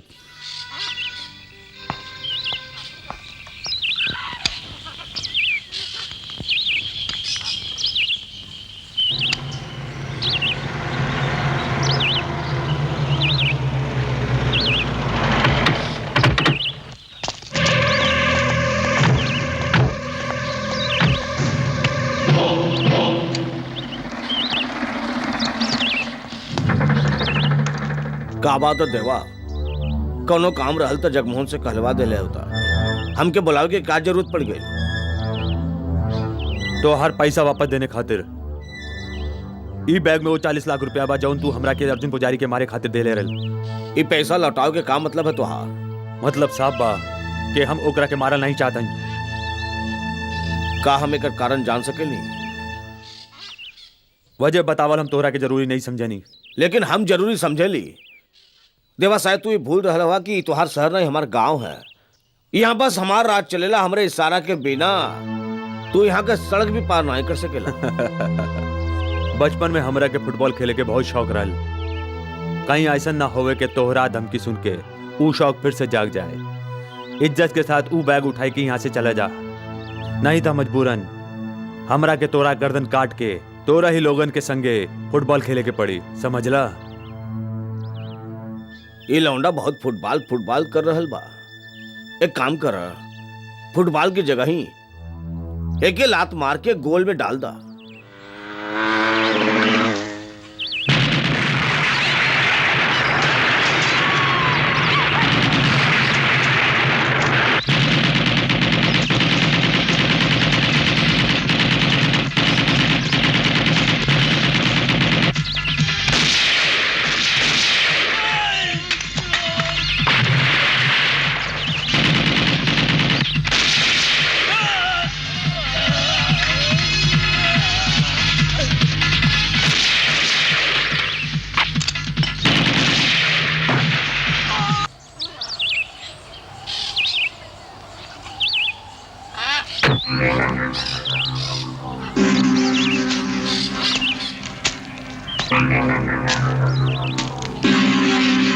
हम सवेरे से तुम्हारे इंतजार करत हई। सूरज सर पर आ गई और तू हमरे ठिकाना पे नहीं अला। ये लिए हम खुद तोहरे पास आ गईली। अब अहिनो तोहरे खातिर तोहार जिंदगी के दरवाजा खुलल बा देवा। अगर तोहार हौसला टूट चुकल होखे तो तू हमसे माफी मांग के तू यहाँ से जा सकेला। हौसला तो अब इतना बा कि हम चट्टान के सीना चीर सके नहीं, लेकिन कल जौन देवा तोरा से मिलल रल आज वो मर चुकल बा। तोरे नाम के सुपारी जगावर चौधरी के वापस करके हम यहाँ से जा ही रहे हैं। मौत का डर बड़ा बड़ा पहलवानन के नामर्द बने पर मजबूर कर देवेला। अगर यहाँ से जिंदा जायल चाहत हवा तो तोरे लगे तू ये रास्ता पा। हमसे मुकाबला कई के हमके जान से मार डाला, या तो अपन हाथ जोड़ के सर झुकाए के हमसे माफी मांगला। ई सर हमेशा ऊपर वाले के आगे झुकेला अर्जुन पुजारी, कौनो इंसान के आगे ना आई। हम तो हर जान लेवे आई रहनी, फिर हमार जान काहे बचावला तू? हमू देवा के जान नहीं बचौली है जे हमार जान लेवे चाहत रहल। हम जा रहे हैं, अगर तू चाहा तो हमार पीठ पे गोली मार के अपन जिद पूरी कर सकेला।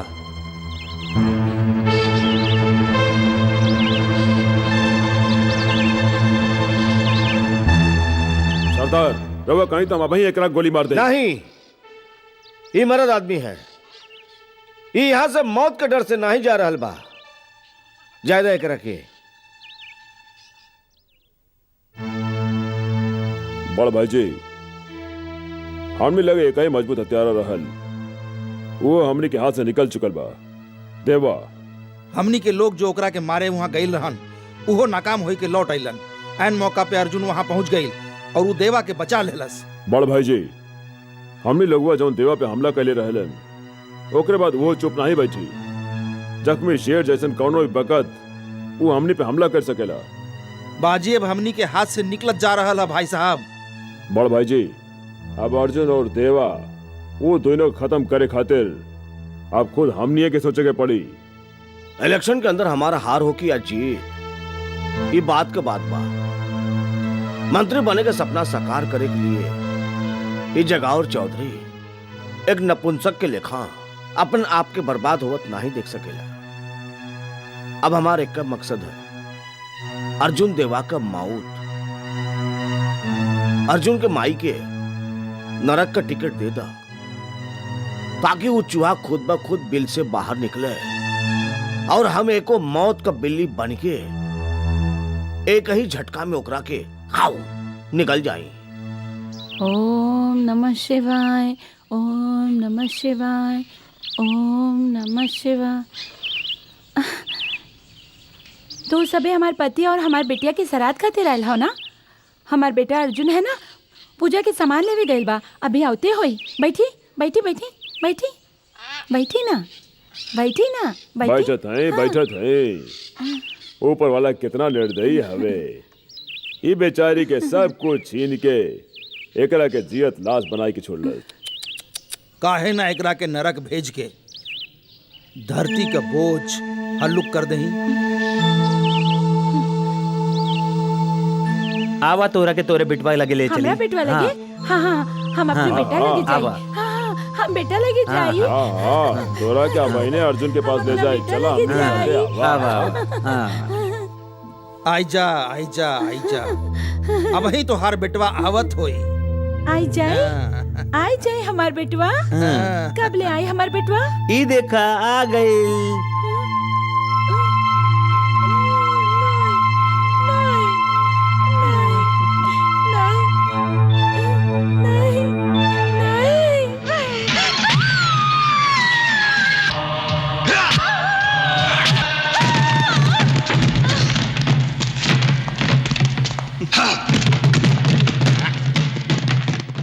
अनर्थ हो गई। ठाकुर अर्जुन के माई के मार देलस और लहास अपने साथे ले गई। वो लोग भाई के खून करके आपन कायरता के सबूत दे ले बाड़न, लेकिन तू फिक्र नहीं करा। ठाकुर खातिर काल के सूरज मौत के पैगाम लेके आई।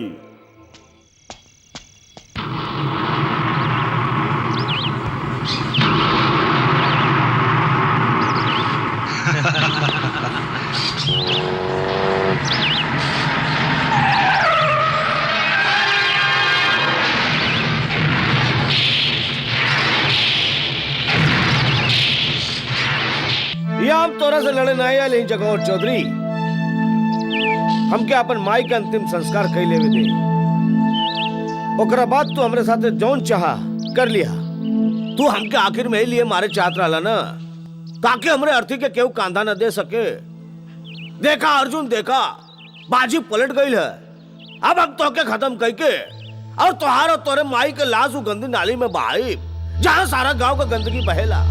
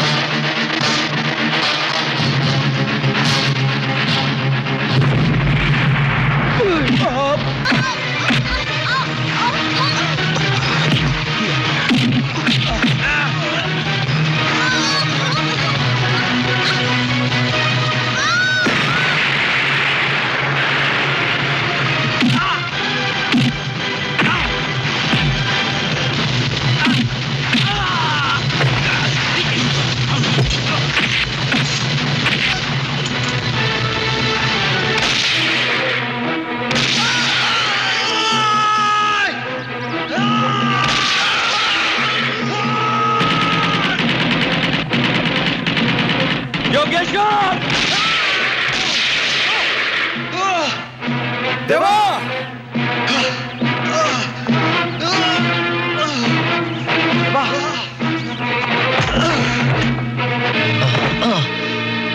देवा, हम कहले रहनी ना अर्जुन पुजारी के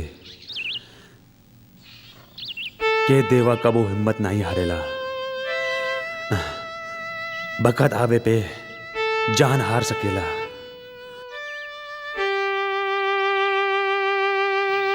अब जाए के बखत सलाम।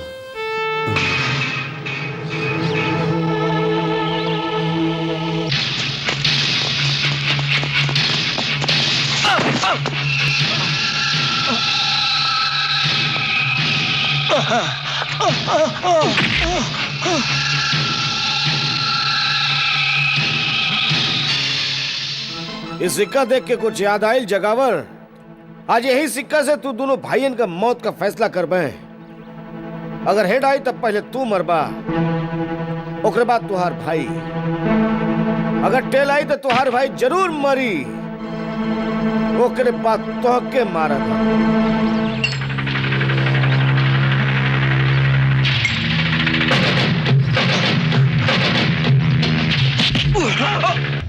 एकर मतलब कुदरत तू दोनों का मौत इकट्ठे चाह दिया।